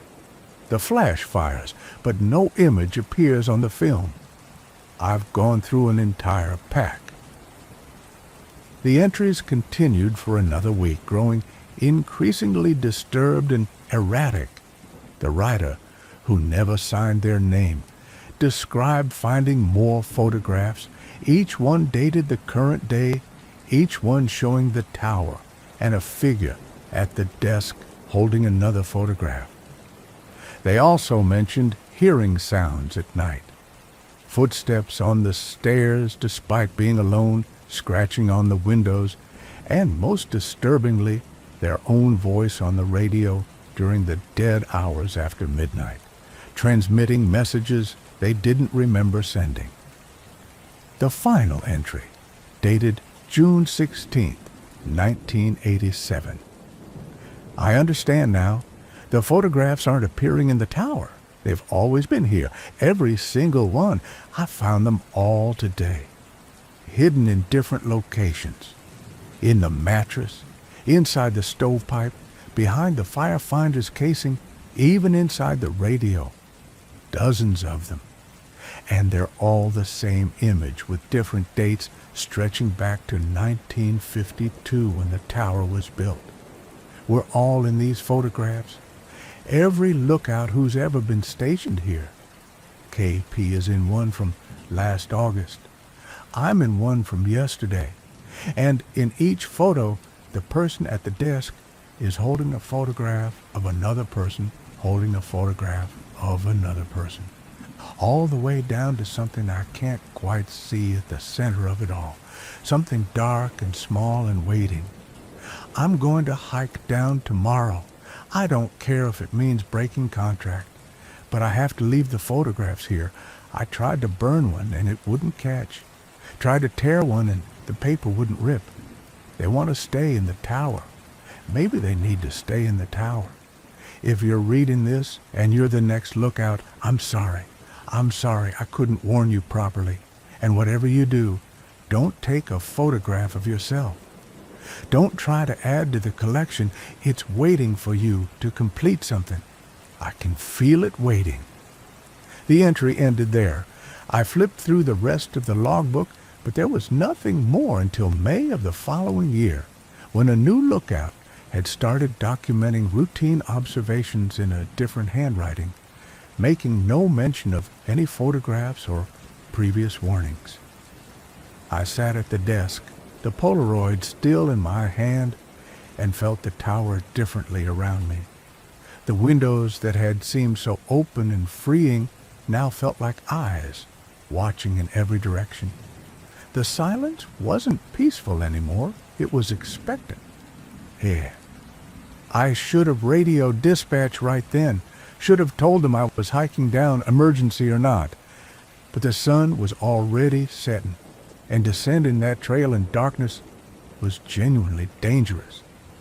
I told myself I'd stay one more night and leave at first light. A reasonable decision, a practical decision. That night, I barely slept. Every creak of metal in the wind sounded like footsteps. Every shadow cast by my lantern looked like a person standing just outside the window. And around 2 in the morning, my radio crackled alive. Tower 9, this is Tower 9, do you copy?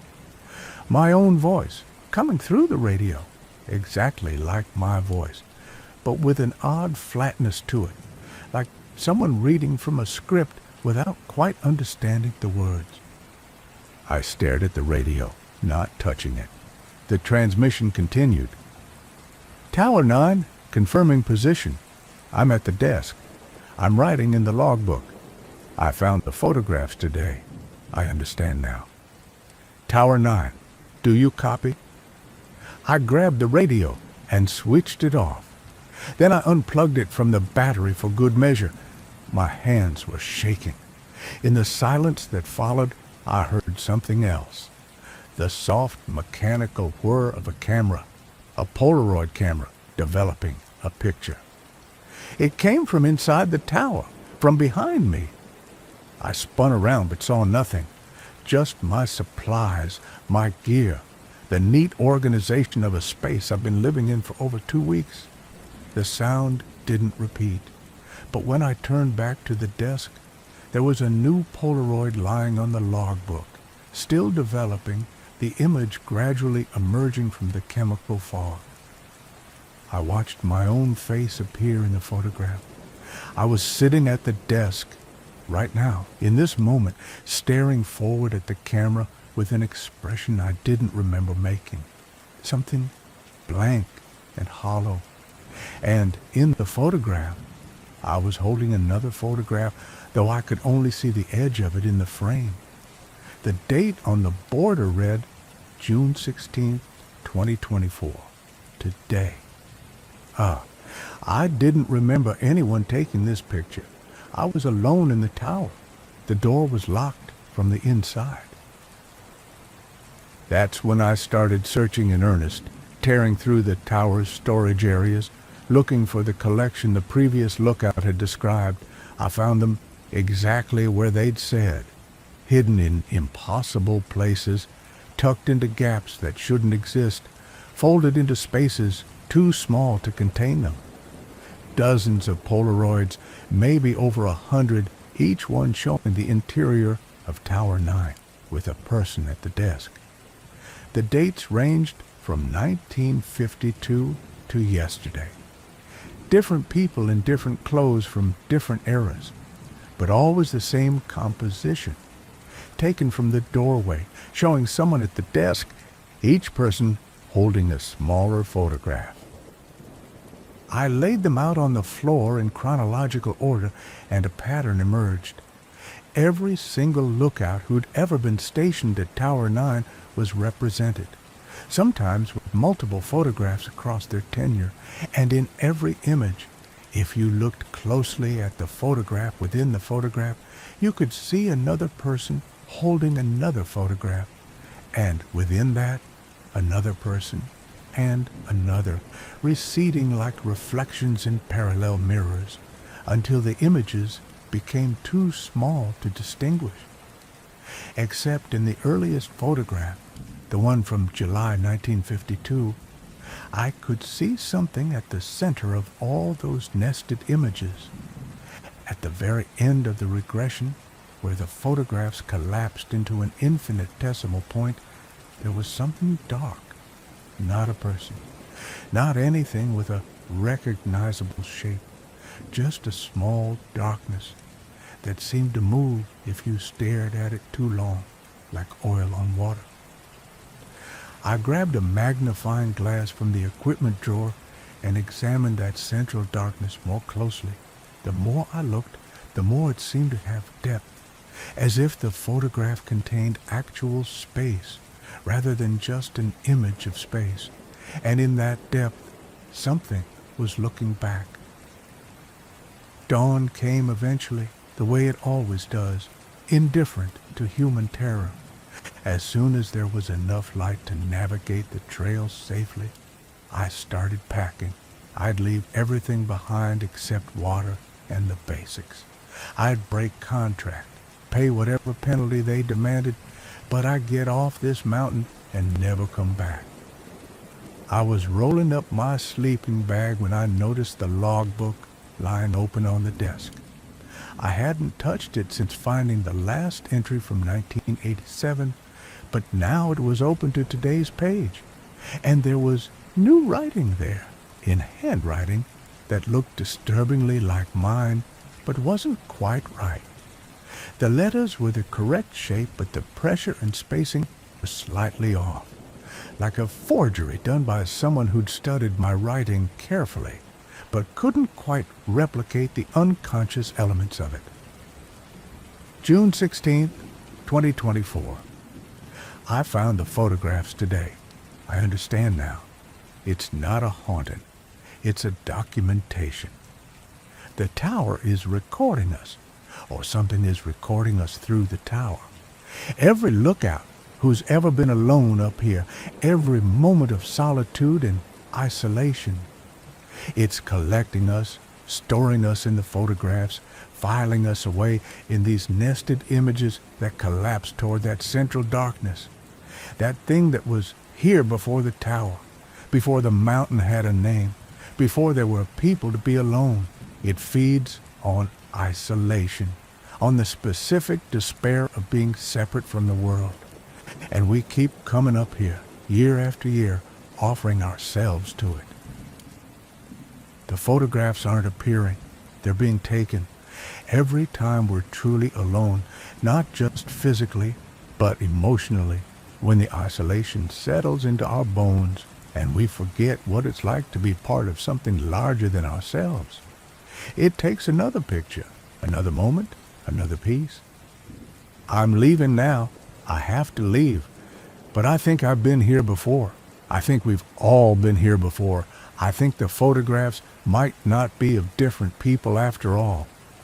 The entry ended there, but below it, in fresher ink, was a single sentence in my actual handwriting, written in the careful way I write when I'm trying to be very clear. I don't remember writing the above entry. I ran for the door. It opened onto the catwalk that circled the tower, 40 feet above the rocky slope.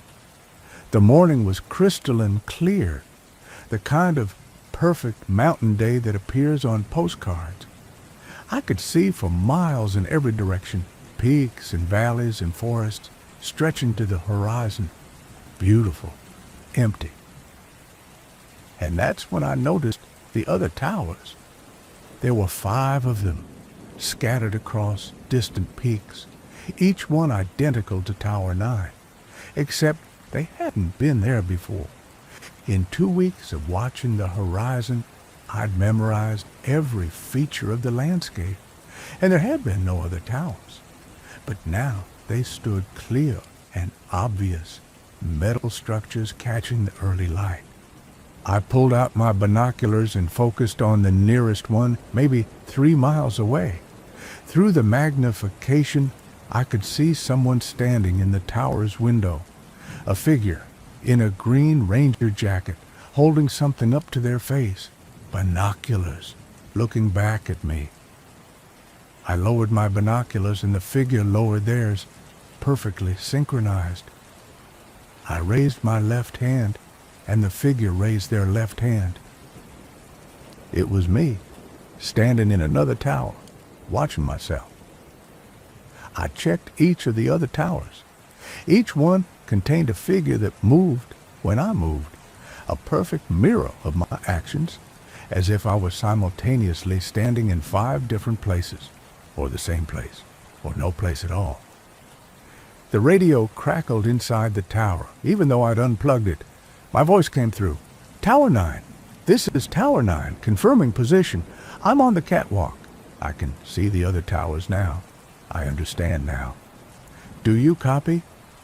I went back inside, closed the door, locked it. The photographs were still scattered across the floor in chronological order. But there were more of them now, new ones appearing in the gaps, filling in spaces between the years. And they weren't all of different people anymore. Some of them were definitely me.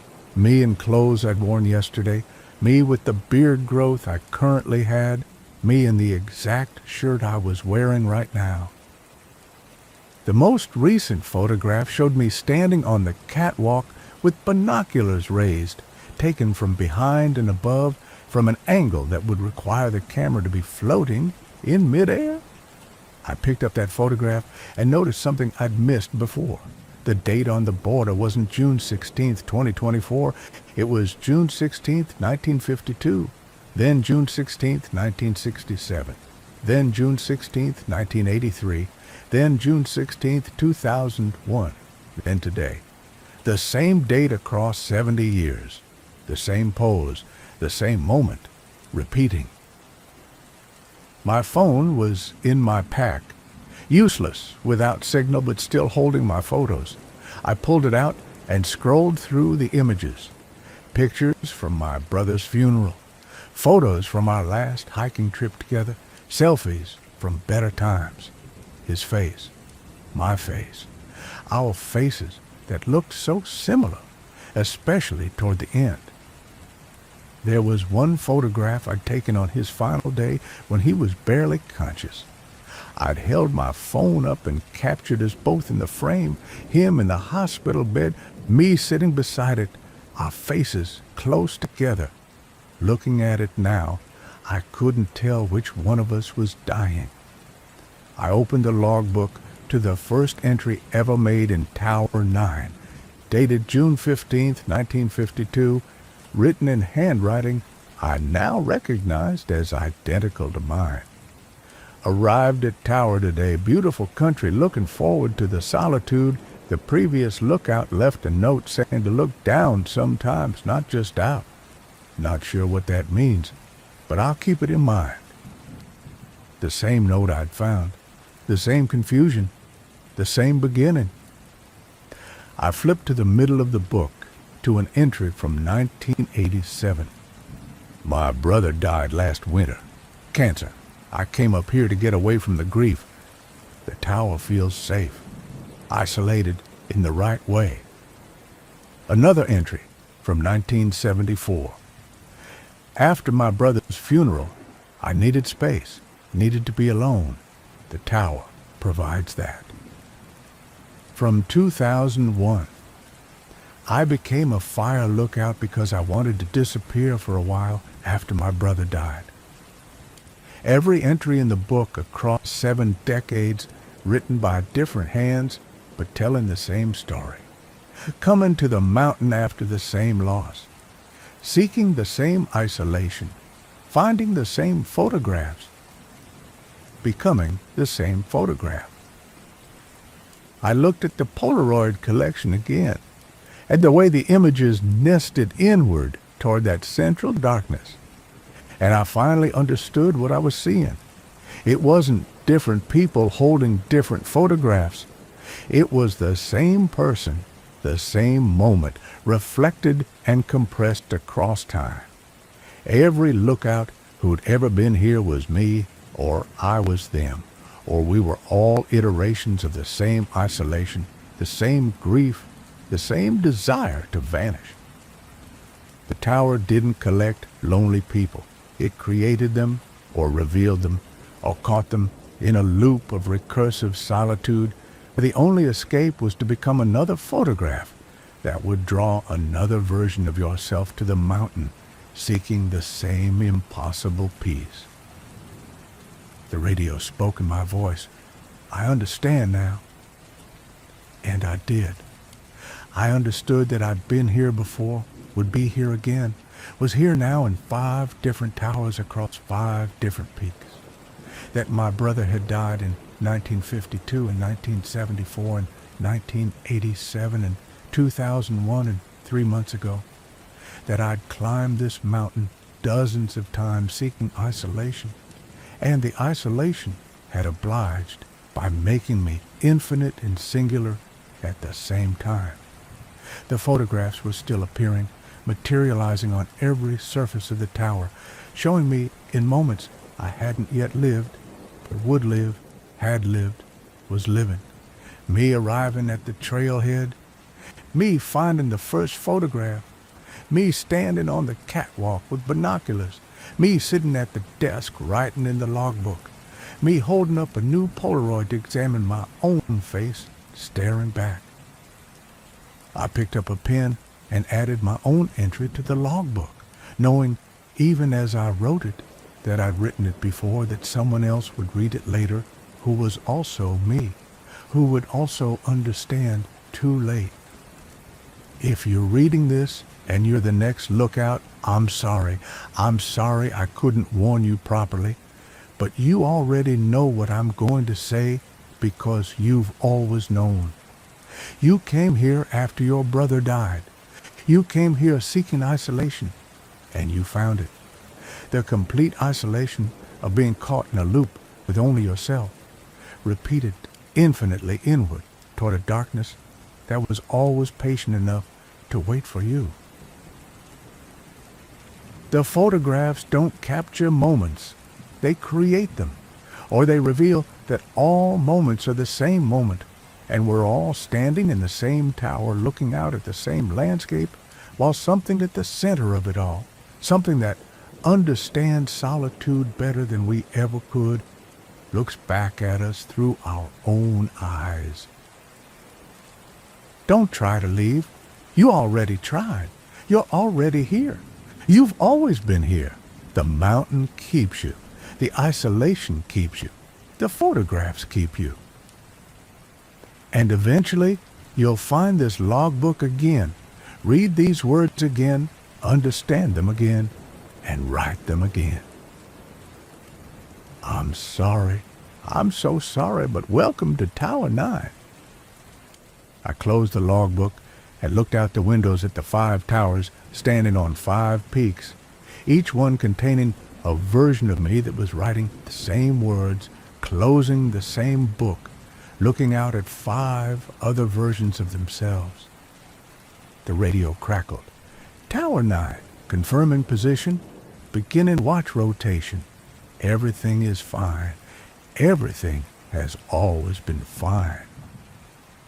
I picked up the binoculars and began my scan of the horizon, looking for smoke, looking for anything unusual, knowing I'd find nothing, but also knowing I'd keep looking, because that's what I did here. That's what I'd always done here. That's what I'd always do.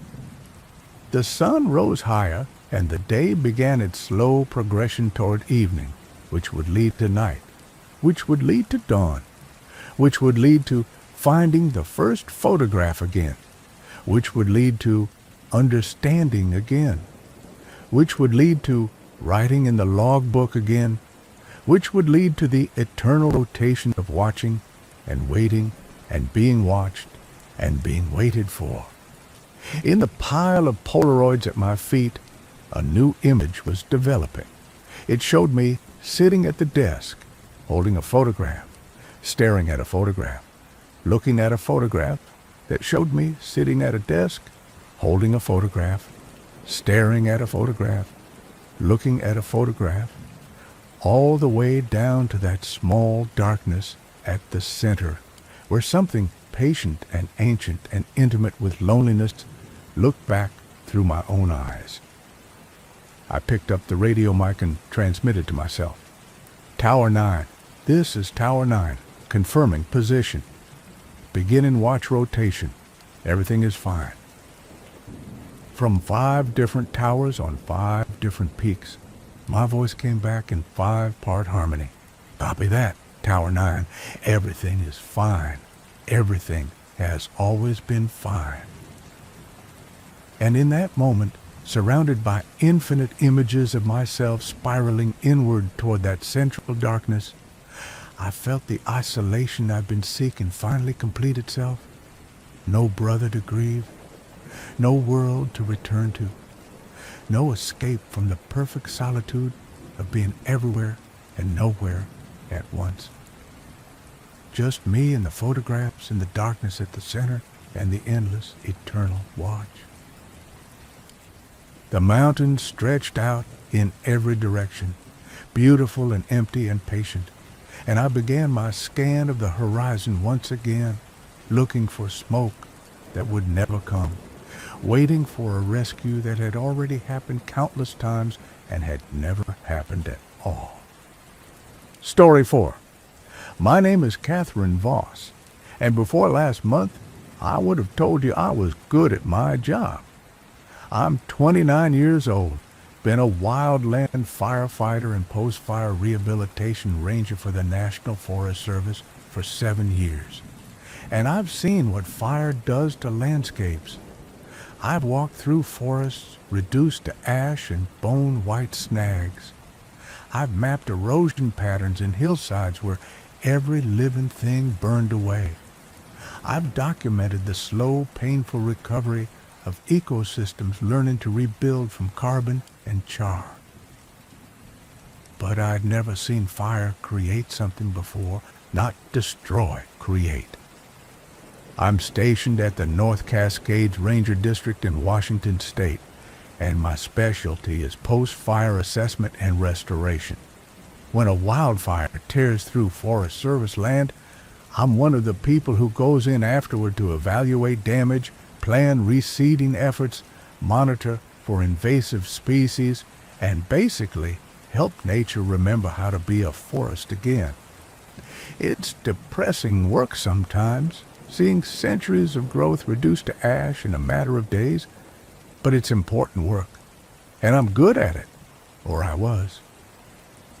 The Shepherd Creek fire started on August 12th from a lightning strike during a dry thunderstorm. It burned for 11 days, consuming 47,000 acres of old-growth and second-growth forest before a combination of containment lines and changing weather patterns finally knocked it down. 3 firefighters were injured, no fatalities, dozens of structures threatened, but ultimately saved. By wildfire standards, it could have been much worse. I went into the burn zone on September 3rd, 3 weeks after the last embers were extinguished, leading a team of 4. Myself, 2 forestry technicians named Marcus and Jen, and a soil scientist on loan from the university named Dr. Peter Cahoyla. Our job was to assess damage to the watershed, identify areas at highest risk for erosion and landslides, and create a preliminary restoration plan for the spring planting season. The Shepherd Creek burn zone was typical of high-intensity forest fires in this region. Complete canopy consumption in the hottest areas, islands of surviving green, in places where the fire had moved quickly or found less fuel. The ground was covered in white ash, so deep it felt like walking on snow, and the trees that remained standing were blackened skeletons, their branches gone, their bark consumed, everything reduced to charcoal scaffolding that would collapse over the coming winter. What wasn't typical were the patterns. I noticed them on our second day in the burn zone while documenting a particularly severe area near the fire's origin point. The ash on the ground wasn't uniform. It had formed shapes, patterns that looked almost deliberate, circles and spirals, geometric designs that reminded me of crop circles or mandala art. I photographed several of them, thinking they might be caused by unusual burn patterns or wind distribution during the fire. "You seeing these shapes?" I called to Marcus, who was taking GPS coordinates about 50 yards away. He looked at what I was pointing to, a near-perfect spiral of darker ash within lighter ash, maybe 10 feet in diameter. "Huh, that's weird. Maybe something in the fuel load? Like if there was a coiled rope or hose that burned in place?" It was a reasonable explanation, except there shouldn't have been any human materials this deep in the wilderness. And as I walked further, I found more patterns. Concentric circles, branching fractals, designs that suggested intelligence, or at least something more organized than random combustion. Dr. Cahul was fascinated when I showed him the photographs that evening. "Fire can create surprisingly regular patterns," he said, scrolling through the images on my camera, "especially in areas with uniform fuel distribution.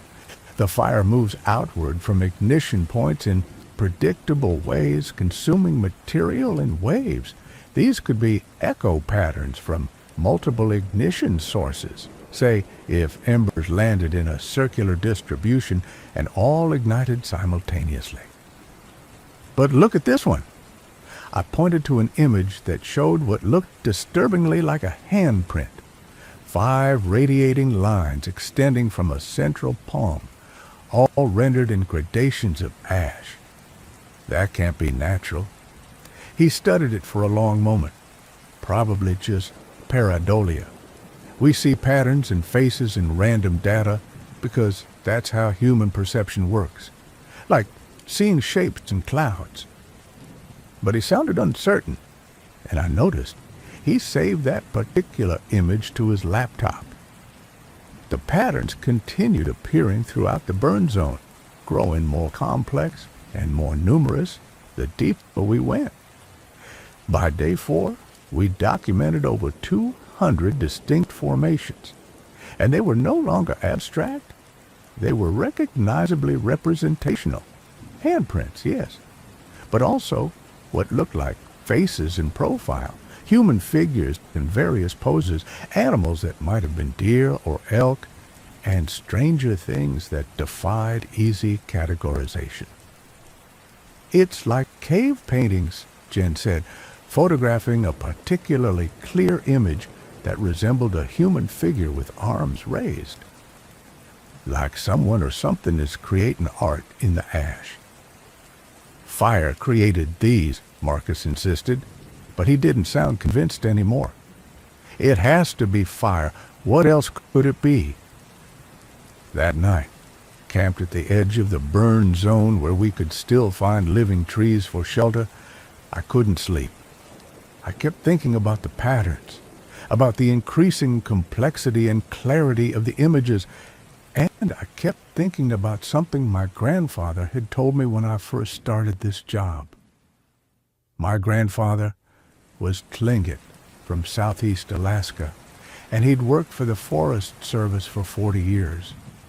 He'd told me stories about fire that I'd dismissed as folklore, about how fire wasn't just destruction, wasn't just a chemical reaction consuming organic matter.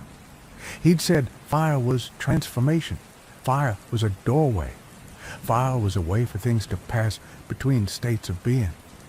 He'd said that in places where fire burned hot enough and fast enough, where it consumed everything in its path with complete totality, it could burn through more than just wood and earth. It could burn through the boundaries between what was and what might be. I'd nodded politely and not really listened, because I was a scientist and he was an old man telling old stories. But now, lying in my sleeping bag with the smell of ash and char still thick in my nostrils, I wished I'd paid more attention.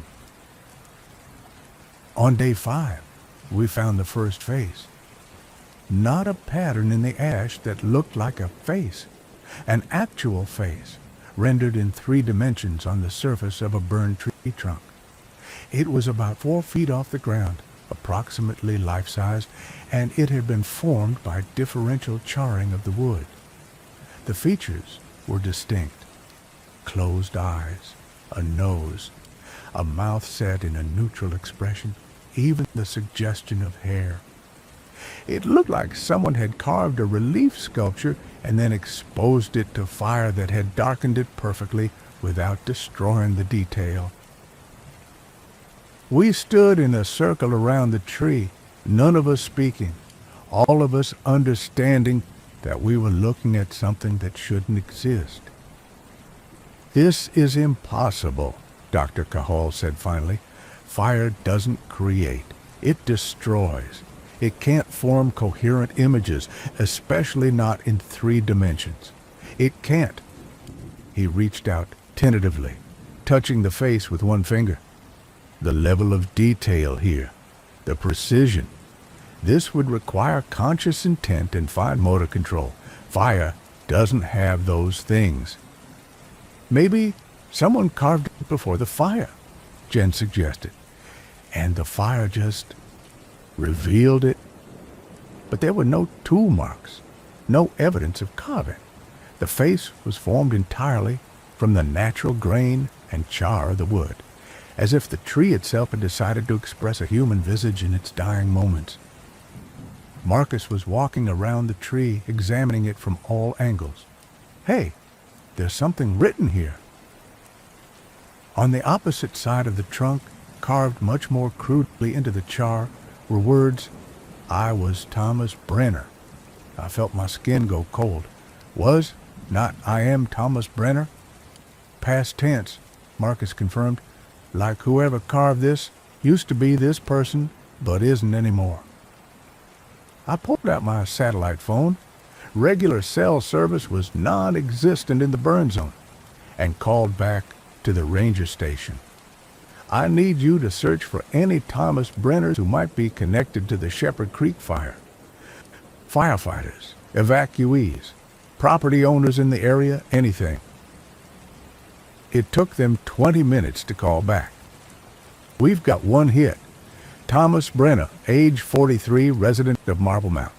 He was on the initial attack crew when the fire started, suffered severe burns and smoke inhalation trying to protect the structure. He's at Harborview Medical Center in Seattle. Critical condition, medically induced coma, prognosis uncertain. I looked at the face on the tree, the closed eyes, the peaceful expression, the past tense. When did he get injured? August 12th, first day of the fire. He's been in a coma ever since. The date the fire started, the date the lightning struck, and the forest began to burn. And somehow, in the process of that burning, an image of Thomas Brenner's face had been created in the wood of a tree miles from where he'd been injured. "We need to document this," Dr. Cahill said, his scientific training reasserting itself despite the obvious impossibility. "Photograph it from every angle. Take bark samples, measure the depth of the carving. Whatever this is, natural phenomenon or elaborate hoax or something we don't have categories for yet, we need data." We spent 2 hours documenting the tree, and during that time we found 3 more faces on nearby burned trunks. All of them were rendered in the same style: closed eyes, peaceful expressions, distinct features formed by differential charring, and each one had a name carved beneath it in that crude, uncertain script. I was Jennifer Mills. I was Carlos Reyes. I was Susan Chen. I looked up each name. All of them had connections to the Shepherd Creek fire. Jennifer Mills was a homeowner who'd refused to evacuate and died when her house was overrun by flames. Carlos Reyes was a bulldozer operator who'd had a heart attack while cutting fire line and died before the medevac could reach him. Susan Chen was a hiker who'd been caught by the fire in the backcountry and never made it out. 4 names, 4 faces, 4 people who had died in or because of the Shepherd Creek fire, their images somehow burned into the trees by the same fire that killed them. "This is a memorial," Jen said quietly. "Someone is memorializing the dead." "Who?" Marcus asked. "Who could do this? And how?" But we all knew there was no who. There was no person out here carving faces and names into burned trees. There was only fire, only the burn zone, only the strange transformation that had occurred when 47,000 acres of living forest became 47,000 acres of ash and char.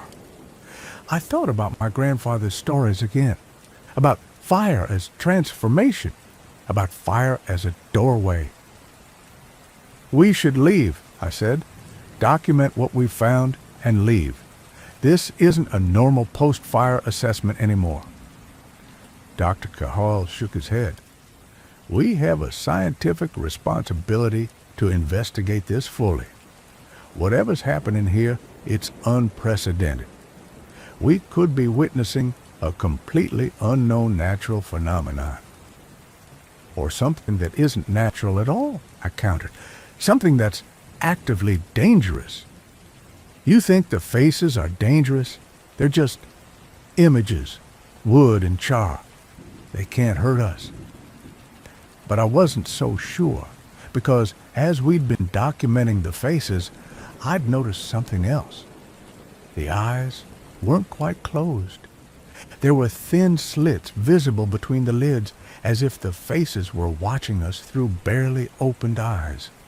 And the mouths, which I'd first thought were neutral, were actually slightly open, as if the faces were preparing to speak. We made camp that night in an area of partial burn, where some living trees remained to provide a sense of normalcy. But none of us slept well. I kept hearing sounds in the burn zone, soft rustling noises that might have been wind moving through the skeletal remains of trees, or might have been something else. Movement where nothing living should be moving. Around 2 a.m., Jen shook me awake. "Cat, You need to see this." I followed her to the edge of our camp, where the burned forest stretched away into darkness. She pointed to the nearest standing snag, maybe 30 yards away, barely visible in the moonlight. There was a face on it. I was certain it hadn't been there when we'd made camp. We approached carefully, flashlights cutting through the darkness. The face was similar to the others we'd found. Closed eyes, peaceful expression, rendered in char and grain.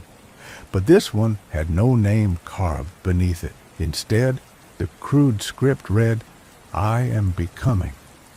Not past tense, present continuous, something in the process of transformation. "There weren't any faces in this area when we surveyed it earlier," Marcus said, his voice tight with fear. "I mapped every standing tree within 100 yards of our camp. This tree was blank, just regular char." "So either we missed it in our initial survey," Dr. Cahal said, or it appeared tonight," I finished, "while we were sleeping, while we were here." We stood in silence, the implications settling over us like ash.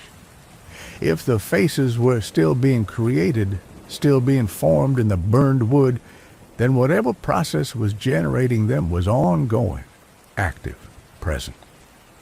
"We're leaving," I said. "First light, we pack up and we get out of the burn zone. We'll report what we found. Let people with better equipment and more resources investigate." No one argued this time. But when dawn came, we discovered we had a problem. Our GPS units were malfunctioning, showing our position as shifting constantly, placing us miles from where we should be. Our compasses spun uselessly, unable to find magnetic north. And when we tried to follow our own trail back the way we'd come, we found that the landscape had changed. The patterns in the ash, those spirals and circles and geometric shapes we documented on our way in, had rearranged themselves. They formed different configurations now, creating pathways that led in directions we hadn't explored, blocking routes we'd previously traversed. It was as if the burn zone itself was reorganizing, reshaping, directing us deeper into its heart rather than allowing us to leave. "This is impossible," Marcus kept saying, a mantra against panic. "Ash doesn't move on its own. Patterns don't change. This is impossible." But we were living in the impossible now, walking through a landscape that had been transformed by fire into something that followed different rules than the forest we'd entered. The faces multiplied as we walked. Every standing tree we passed bore at least one face, and many had multiple faces spiraling up their trunks like a totem pole of the dead. Some we recognized from our earlier documentation: Thomas Brenner, Jennifer Mills, Carlos Reyes, Susan Chen, but most were strangers. Dozens of faces, then hundreds, all rendered in that same style, eyes closed or barely slitted, mouths slightly open, expressions peaceful but somehow expectant. And all of them had inscriptions. Most said, "I was," followed by a name. But increasingly we found ones that said, "I am becoming." "How many people died in this fire?" Jen asked, her voice barely above a whisper. 4 confirmed fatalities," I said. "But these faces, there are hundreds of them, maybe thousands." Dr. Cahal had stopped trying to explain things scientifically. He walked in silence, his face pale, occasionally reaching out to touch a tree or test the solidity of the ground, as if no longer trusting his senses. We walked for hours, following the paths that the ash pattern seemed to allow, moving deeper into the burn zone's interior. The sun was high overhead, but seemed distant, filtered through a haze that might have been smoke or might have been something else.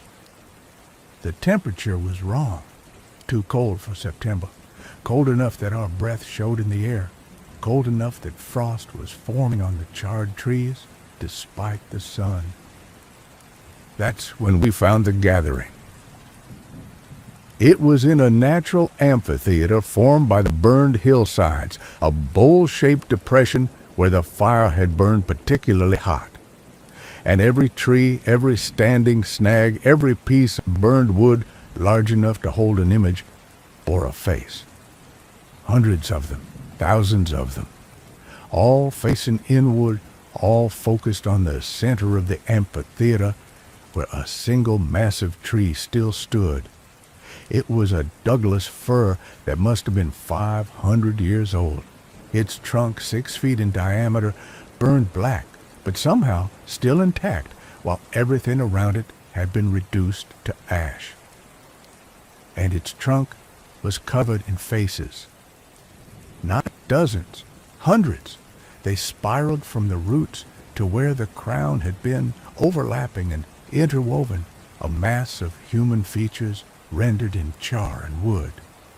Men, women, children, young and old, every ethnic background, every expression ranging from peace to terror to something that might have been ecstasy, all of them compressed into the surface of this one massive tree as if it were a monument or a tomb or a doorway. At the base of the tree, carved in letters 2 feet tall, were the words, "We are becoming." "We need to get out of here," Marcus said, backing away. "We need to run." But Jen was walking forward, drawn to the tree despite the obvious wrongness of it. "Do you hear that?" she asked. I listened. There was a sound, barely audible, like voices whispering or wind moving through leaves that no longer existed. It seemed to come from the tree itself, from the mouths of those thousands of faces, a collective murmur of something that might have been words if I could just listen more carefully. "Jen, stop," I called. "Don't touch it." But she was already at the tree, her hand extended toward the nearest face. "They're trying to tell us something. They're trying to explain." Her fingers made contact with the charred wood, and the whispering stopped. For a moment, nothing happened. Then Jen gasped and went rigid, her hand seemingly fused to the tree, her eyes wide and unseeing. The faces on the tree opened their eyes, all of them simultaneously, thousands of eyes looking in every direction at once. And they spoke. Not with sound exactly, but with something that bypassed ears entirely, injecting meaning directly into our minds. We were consumed. We were transformed. We passed through fire and became something that fire could not destroy. The flames took our bodies, but released what lived within them. We are the memory of what burned. We are the echo of what was lost. We are becoming what comes after. Join us, pass through, transform, become. The invitation was overwhelming, seductive in its certainty. The faces were showing us their peace, their unity, their transcendence. They had died in the fire, but the fire had not ended them. It had changed them, elevated them, given them a new form of existence within the burned landscape. They were offering us the same transformation. I saw Marcus take a step toward the tree, his expression slack, drawn by the same promise. Dr. Cahal was already moving, his hand reaching out toward a face at his eye level. And I understood then what my grandfather had been trying to tell me. Fire wasn't just transformation. It was transmutation. In places where it burned completely, where it consumed everything with total intensity, it could change not just the physical form of things, but their essential nature. It could burn away the boundary between living and dead, between matter and spirit, between what was and what might be. The Shepherd Creek fire had burned so hot, so fast, so completely in this amphitheater that it had created a threshold. And the people who had died in the fire, along with countless others who had died in fires throughout history, their essences somehow drawn to this place, had passed through that threshold into something new. They were inviting us to join them, to touch the tree, to make contact with their collective consciousness, to let the transformation complete itself, to become faces in the wood, peaceful and patient and eternal. No, I said, forcing the word out against the overwhelming pressure of their invitation. No, we're not doing this. I grabbed Marcus's arm, pulled him back. Then I grabbed Dr. Cahill and yanked him away from the tree. Jen was harder. She was fully connected now, her hand seemingly fused to the wood, her eyes open, but showing only white. I had to physically pry her fingers away from the tree, breaking the contact with force that must have hurt her, but she didn't react. The moment her hand came free, the eyes on all those faces closed again. The whispering resumed, and the amphitheater began to fill with smoke, not regular smoke, but something thicker, more present, smoke that moved with purpose and seemed to reach for us. "Run!" I shouted. "Run now!" We ran through the smoke, through the patterns in the ash that tried to redirect us, through the forest of watching faces. Jen was barely conscious, supported between Marcus and me, her hand blistered and blackened where it had touched the tree. Dr. Cahill stumbled behind us, muttering to himself, his scientific framework completely shattered by what we'd witnessed. The smoke followed us, reaching with tendrils that left frost where they touched our skin. The faces on the trees opened their eyes as we passed, watching our escape, their expressions no longer peaceful, but hungry, longing, desperate for us to stop and turn back and accept the invitation to transform. I don't know how long we ran. Time felt wrong in the burn zone, stretched and compressed by turns. But eventually we burst through the edge of the burned area into living forest, into trees that still had bark and leaves, into ground covered with moss and ferns instead of ash and char. The moment we crossed that boundary, everything changed. Our GPS units started working again. Our compasses found north. The temperature returned to normal September warmth. And when we looked back at the burn zone, it looked like any other forest fire aftermath, just trees and ash and char. Nothing supernatural, nothing impossible. Fair. But I could still see the faces if I looked carefully, thousands of them, watching from the burned trees, waiting patiently for the next visitors who might be curious enough or lost enough or broken enough to accept their invitation. We made it back to the ranger station by nightfall. Jen's hand required hospitalization. Second-degree burns consistent with touching extremely hot metal, though she insisted the tree had felt cold. Dr. Cahill requested immediate reassignment to a different project and left Washington State entirely within a week. Marcus quit the Forest Service and took a job with a landscaping company in Seattle, refusing to discuss what happened. I wrote the official report, documenting the faces as an unusual natural phenomenon deserving further study. I included photographs and GPS coordinates. I recommended the area be closed to public access pending investigation. The Forest Service sent a team of specialists to examine the site. They found the faces, dozens of them, they said. Interesting examples of pareidolia in char patterns, probably worth a research paper on how humans perceive meaningful images in random data.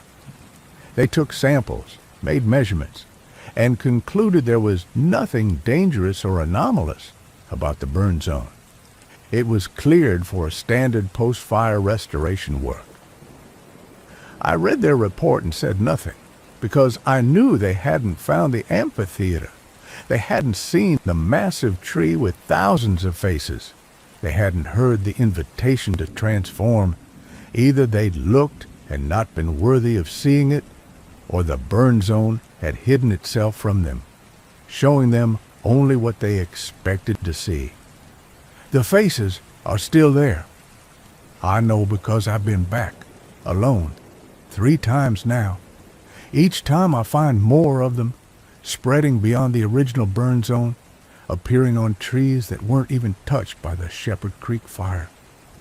The transformation is continuing, expanding, reaching beyond the boundaries of where the flames actually burned. And each time I go back, the invitation gets stronger. The faces speak more clearly. The promise of peace and transcendence becomes more seductive. I understand now why Jen couldn't pull her hand away, why Dr. Cahal and Marcus were drawn forward despite their fear. Because part of me wants to accept. Part of me wants to touch that tree, to make contact with that collective consciousness, to understand what it means to pass through fire and become something that fire cannot destroy.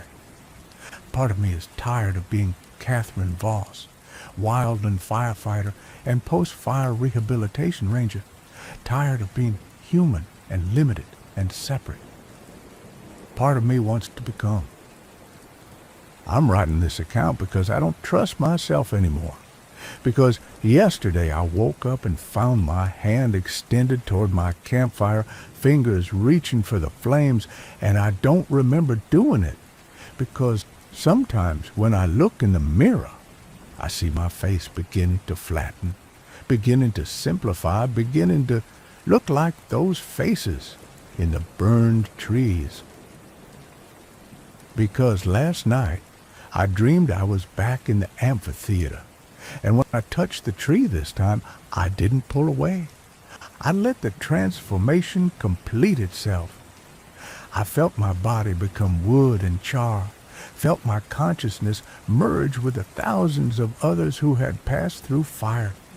And it was beautiful. It was peaceful. It was everything they promised. When I woke up, there were words carved into my bedroom wall, crude letters scratched into the wood. I am becoming Catherine Voss. Not past tense, not quite present tense, something in between. I'm leaving the Forest Service. I'm moving to a city far from any forest, far from any place where fire might burn. I'm going to work in an office, surround myself with concrete and steel, live somewhere that has never known wildfire and never will. But I don't think it will matter. Because the faces aren't just in the burn zone anymore. I saw one yesterday on a telephone pole in town. I saw another in the grain of my apartment door. The transformation is spreading. Or maybe I'm carrying it with me. Or maybe once you've been invited to become, you can never really decline. The Shepherd Creek burn zone is scheduled for reforestation in the spring. Thousands of seedlings will be planted among the ash and char. And I wonder if those new trees will grow normally, or if they'll emerge already bearing faces, already offering the invitation to transform, already serving as doorways for fire to burn away the boundary between what is and what might be. I wonder if forests have always done this, in places where fire burns hot enough and complete enough. I wonder if every burn zone is a threshold, every wildfire a doorway, every landscape of ash and char, a place where transformation is possible for those willing to accept it. I wonder how many people throughout history have touched the burned trees and chosen to become.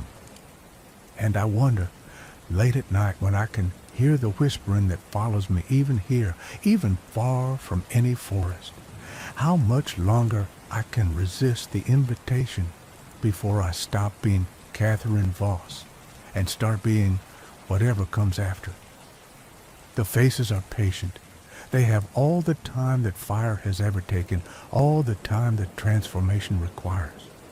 They're waiting in the burn zone, watching from the trees, whispering their promise of peace and transcendence. And someday soon, I think I'm going to stop running from them and finally go back. Someday soon, I think I'm going to touch that tree and let the transformation complete itself. Someday soon, there will be a new face in the amphitheater, rendered in char and wood, with closed eyes and a slightly open mouth, and words carved beneath it. I was Catherine Voss, and then I am becoming. And finally, when the transformation is complete, we are. The fire is patient. The burned forest is patient. The faces are patient. And they're waiting for me to come home. Story 5. My name is Robert Finch. I'm 47 years old, and I've been the head ranger at Pinewood State Park in northern Maine for the last 19 years. I'm a divorced father of 2. My kids are adults now, living their own lives in cities far from here. And I took this job originally because it came with decent benefits and a house on park property where I could raise them after my ex-wife decided she couldn't handle rural life anymore. The park itself is small by state park standards, just over 8,000 acres of dense pine forest surrounding Lake Miriam. A glacial lake so clear you can see 30 feet down in the summer.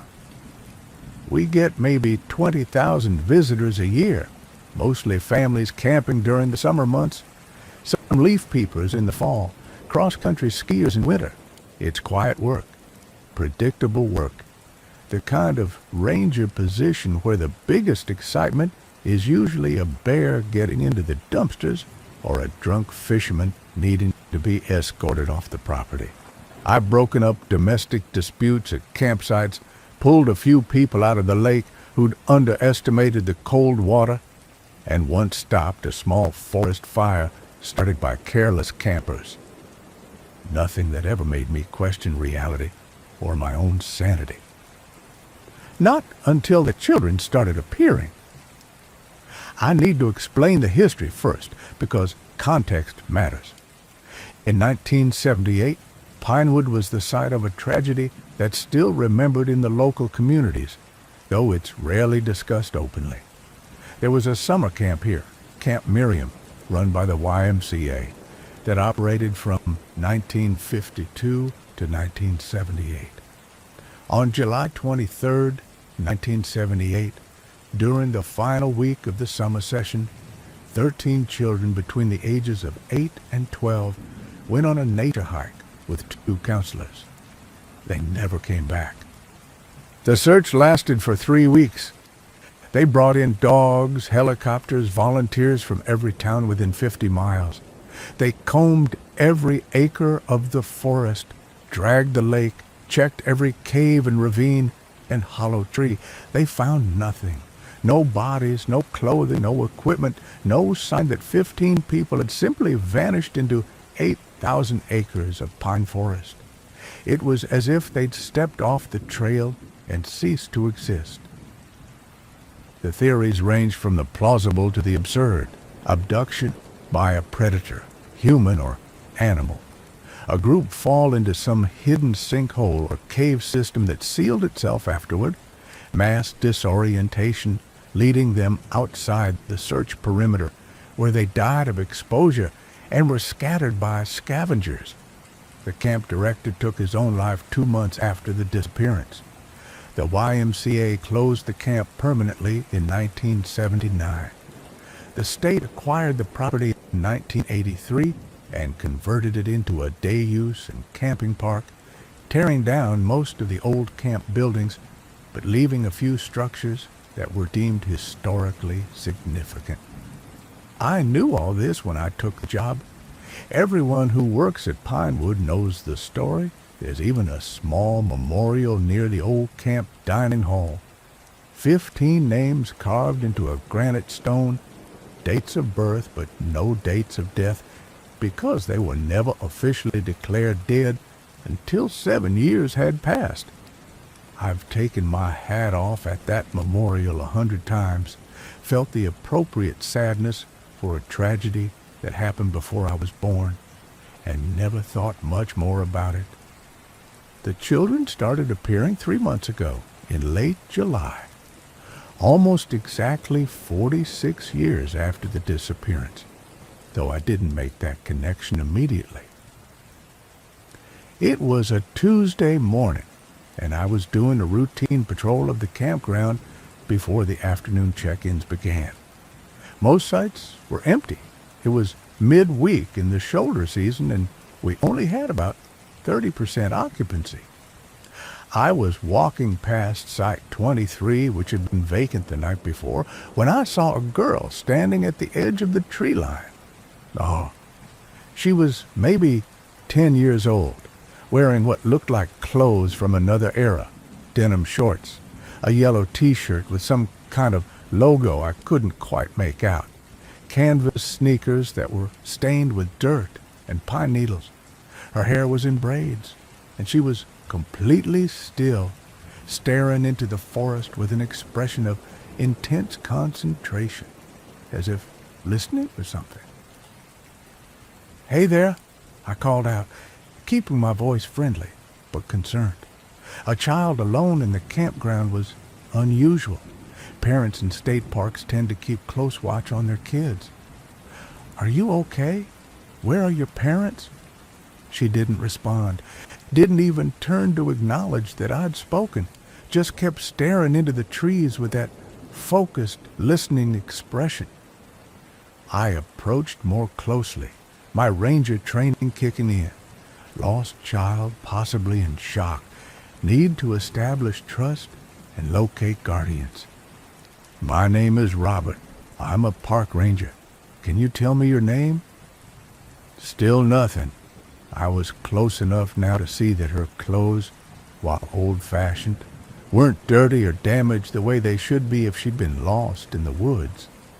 They looked clean, almost pristine, like they'd just been washed. And her skin had a strange quality in the morning light, not quite translucent, but not quite solid either, as if she were slightly out of focus, even though everything around her was sharp and clear. I reached out to touch her shoulder, and my hand passed through empty air. She wasn't there, or she was there, but not in a way that allowed physical contact. I jerked my hand back, my heart suddenly hammering, and in that moment of shock and disbelief, she turned to look at me. Her eyes were completely white, no iris, no pupil, just white from edge to edge, and they were looking at me with an expression that might have been curiosity or might have been hunger. I couldn't tell which and didn't want to know. Then she smiled, and I saw that her teeth were stained dark brown, like old blood or rust, and she raised one hand and pointed past me, toward the memorial stone where the names of the lost children were carved. I turned to look, and when I turned back, she was gone. I stood there for maybe 5 minutes, trying to process what I'd just seen, trying to convince myself it had been a trick of the light, or a hallucination brought on by too much coffee and not enough sleep. But I knew what I'd seen. I knew it had been real, or as real as something impossible could be. I spent the rest of the day searching the campground and questioning the few campers who were there. No one had seen a girl matching that description. No one was missing a child. No one had any explanation for what I'd experienced. That night, I pulled out the old records from 1978, the detailed reports from the search, and the list of missing children. The third name on the list was Emily Brennan, age 10, described as wearing denim shorts and a yellow Camp Miriam t-shirt, brown hair in braids. I'd seen Emily Brennan 46 years after she disappeared into the forest and never came back. I should have reported it, should have told my supervisor, should have documented it officially, should have done any number of things that protocol demanded. But I didn't, because I knew how it would sound. I knew I'd be put on mandatory leave, sent for psychological evaluation, possibly lose my job. So I kept quiet and told myself it had been a one-time thing, stress-induced hallucination, nothing to worry about. But 3 days later, I saw another one. This time it was a boy, maybe 9 years old, standing on the dock that extends into Lake Miriam. He was wearing swim trunks and a camp t-shirt, and he was staring down into the water with that same intense, listening expression Emily had worn. I approached more cautiously this time, already knowing what I was going to find. He was translucent in the bright afternoon sun, more ghost than solid, and when I called out to him, he turned with the same white eyes, the same dark-stained smile. He pointed down into the water where I could see nothing but the clear depths of the lake and the rocks on the bottom 30 feet below. Then he stepped off the dock and fell into the lake without a splash, sinking straight down like he was made of stone, and disappeared into the depths. I checked the list again that evening. Michael Torres, age 9, last seen wearing swim trunks and a yellow camp shirt. One of the theories about the disappearance had been that some or all of the children might have drowned in the lake, though the searches had never found any evidence of this. They kept appearing after that, one every few days, always alone, always wearing the clothes they'd disappeared in, always with those terrible white eyes and stained teeth. They'd appear in different locations around the park, on trails, near the old camp buildings, at the edge of the forest, by the lake, always staring at something I couldn't see, always listening to something I couldn't hear, and always, eventually, pointing towards something before they vanished. By the end of August, I'd seen 11 of the 13 missing children. I'd documented each sighting in a private notebook, cross-referencing with the 1978 records, trying to understand what they were and what they wanted, because they clearly wanted something. The pointing was too deliberate, too insistent. They were trying to show me something, guide me somewhere, make me understand something about what had happened to them. The only two I hadn't seen yet were Jacob Chin, age 11, and Sarah Bishop, age 8, the youngest of the group. I also hadn't seen the two counselors, Mark Henderson, 19, and Lisa Stromberg, 20, who'd been leading the hike when everyone disappeared. I didn't know if that was significant or not. It was during this time that I started really researching the disappearance, going beyond the official reports to interview people who'd been there in 1978. Most of them were old now, in their 60s and 70s, but they remembered the search, the fear, the growing certainty that something impossible had happened. The forest felt wrong that summer, one former camp counselor told me. She'd been 19 in 1978, working at Camp Miriam the week the children disappeared. It felt like it was watching us, like the trees had eyes. A bunch of us counselors talked about it, about how the woods seemed darker that year, how sounds didn't carry right, how sometimes you'd hear children's voices from directions where no children were. We thought we were just spooked because of what happened. But looking back, I think the wrongness started before the disappearance. Maybe it caused the disappearance. Another witness, a local man who'd been part of the search party, told me about something he'd never reported officially.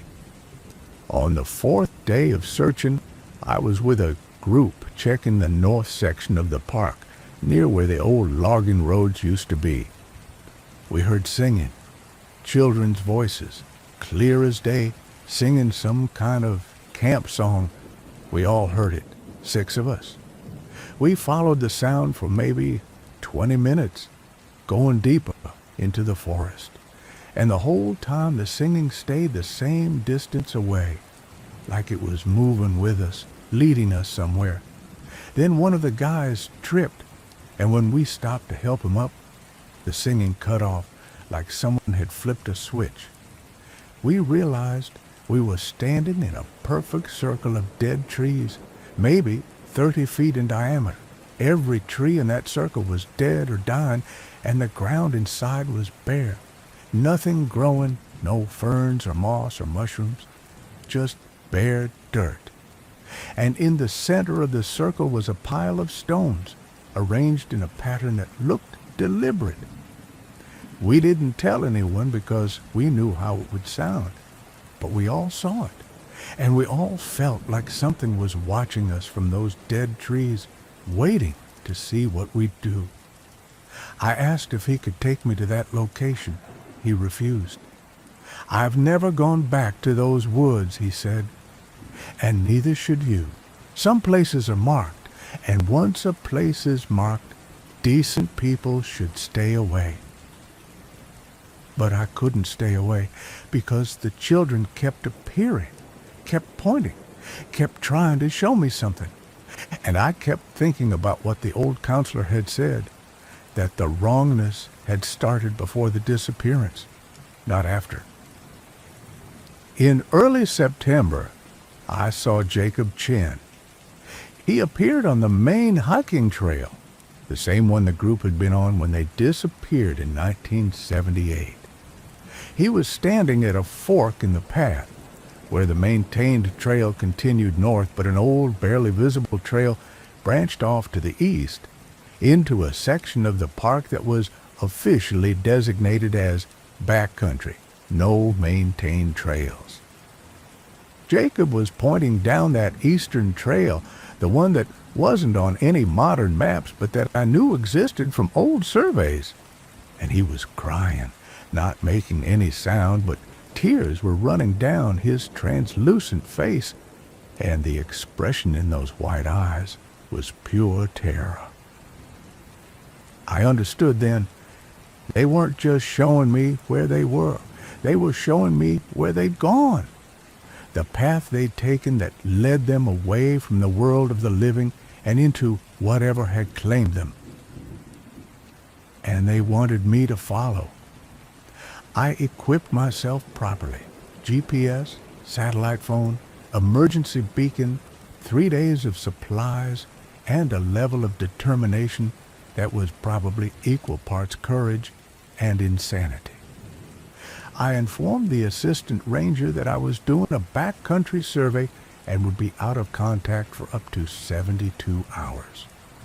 Then I hiked out to the fork in the trail where Jacob had been standing and turned east, following the path that 13 children and 2 counselors had followed 46 years ago. The trail was barely visible, overgrown with decades of vegetation, but it was still there if you knew to look for it.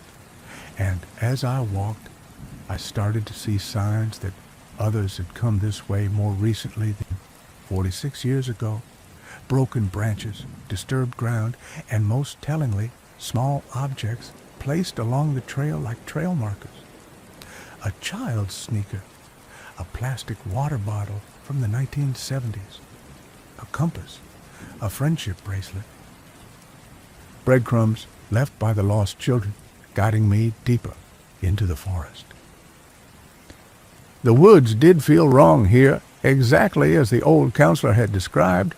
The light was dimmer, despite it being early afternoon. The sounds were muffled, as if I were walking through dense fog, even though the air was clear. And yes, the trees seemed to be watching. I know how insane that sounds, but I could feel their attention on me, patient and hungry and ancient. After about 2 miles, I found the circle of dead trees the searcher had described. It was still there, still dead, a perfect circle, maybe 30 feet across, where nothing living could grow. The pile of stones in the center had been disturbed, scattered, as if someone or something had been searching through them. But the pattern was still partially visible. A spiral, I realized. The stones had been arranged in a spiral pattern. And standing around the edge of the circle, translucent and flickering in the dim light, were all 13 children. They formed their own circle, evenly spaced, all facing inward toward the stones, all wearing the clothes they disappeared in, all with those white eyes and stained teeth, and all pointing inward toward the spiral of stones. I approached slowly, my heart pounding so hard I could feel it in my throat. "What happened to you?" I asked, not expecting an answer but needing to ask. "Where did you go?" One of them, Emily Brennan, the first one I'd seen, turned to look at me. Her mouth opened, and I heard her voice for the first time. But it wasn't coming from her translucent form. It was coming from the forest itself, from the trees and the ground and the air. A whisper that surrounded me. We followed the singing. We wanted to hear it better. We wanted to find where it was coming from. Mark and Lisa tried to stop us, but the singing was so beautiful and it promised things. It promised we would never have to leave summer. We would never have to go back to school or to parents who didn't understand us or to houses that were lonely. It promised we would stay in the best part of being young forever. So we followed it here to this circle, and the stones were arranged differently then. They made a staircase going down into the ground, down into somewhere that wasn't the forest anymore, but was still here, under here, always here.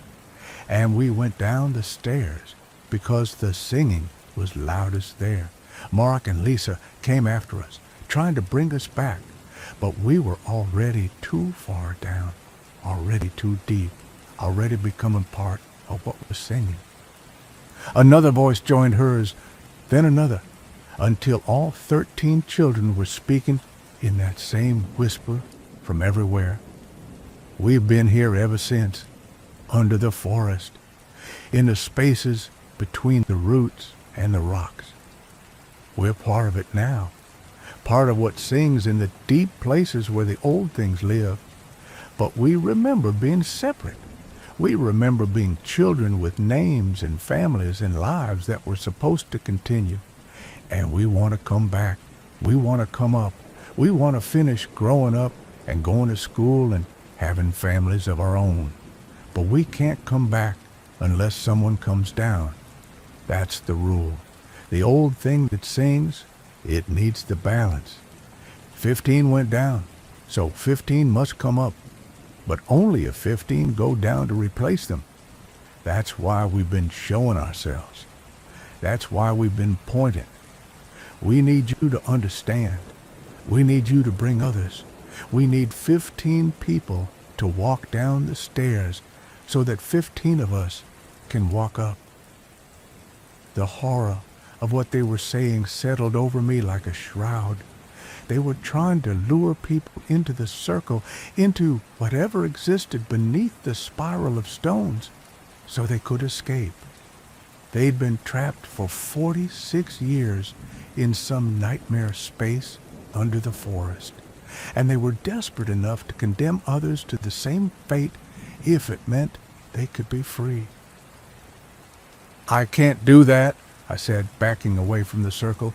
"I can't bring people here to be trapped in your place. That's not salvation. That's just spreading the horror." The whisper grew louder, more insistent, and I could hear the desperation and madness in it. "We're still alive down there. We're 13 years old and 11 years old and 9 years old. And we've been that age for 46 years, trapped in the dark with the singing and the old thing that feeds on youth and summer and the best parts of being young. We want to grow up. We want to grow old. We want to die eventually, as old people with grandchildren, not stay forever young in the dark. Please, please help us. Bring others. Make the trade. Let us come back. I kept backing away, my hands shaking, my mind reeling with the impossibility and the cruelty of their situation. They were victims, but they were also trying to create new victims. They were suffering, but they wanted to pass that suffering on to others. The moral calculus was impossible, and I wouldn't be part of it. I'm sorry, I said. I'm so sorry for what happened to you, but I can't help you this way. Their translucent forms began to solidify, becoming more real, more present, and I realized with mounting terror that if I stayed in the circle much longer, they might be able to touch me, might be able to drag me down into the spaces under the forest where they'd been trapped. I ran back along that overgrown trail, following the breadcrumb objects they'd left. GPS be damned. I ran, while behind me I heard children's voices raised in anger and despair, calling my name, begging me to come back, promising things I knew they couldn't deliver. I ran until I reached the main trail, and even then I kept running until I was back at the ranger station, back in the world of maintained paths and designated campsites and normal human concerns. I locked myself in my house and spent 3 days trying to decide what to do. Report it? To whom? Tell a story about ghost children in spiral staircases under the forest? Seal off that section of the park? On what grounds? Close the entire park? Based on what evidence? In the end, I did the only thing I could think of. I went back to that fork in the trail where Jacob Chen had been standing, and I built a barrier. Not a physical barrier that would just invite curious hikers to go around it, but a psychological one. I put up a sign, "Trail closed, dangerous conditions. No entry by order of park management." I made the eastern trail look impassable, dragging fallen logs across it, creating the impression that it hadn't been used in decades. And I've been watching ever since, watching for anyone who might be drawn to that trail despite the warnings, watching for the children who still appear occasionally, though less frequently now, always staring at me with accusation and desperate hope in their white eyes, watching for any sign that the thing under the forest, the thing that sings and promises eternal summer and feeds on youth, might be trying to reach out beyond its circle of dead trees.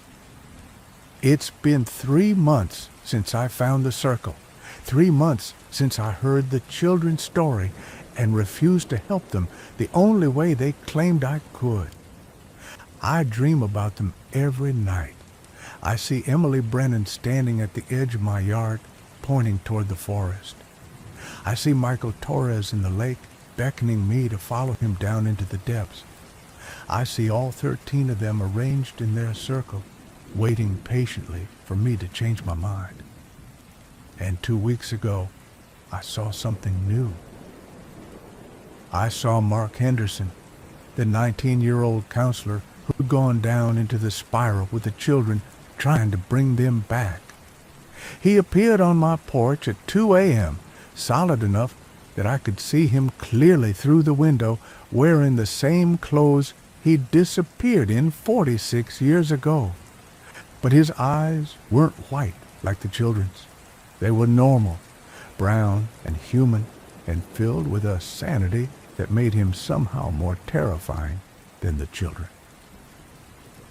He knocked on my door, not a ghost knock, but a real physical sound that left marks in the condensation on the glass.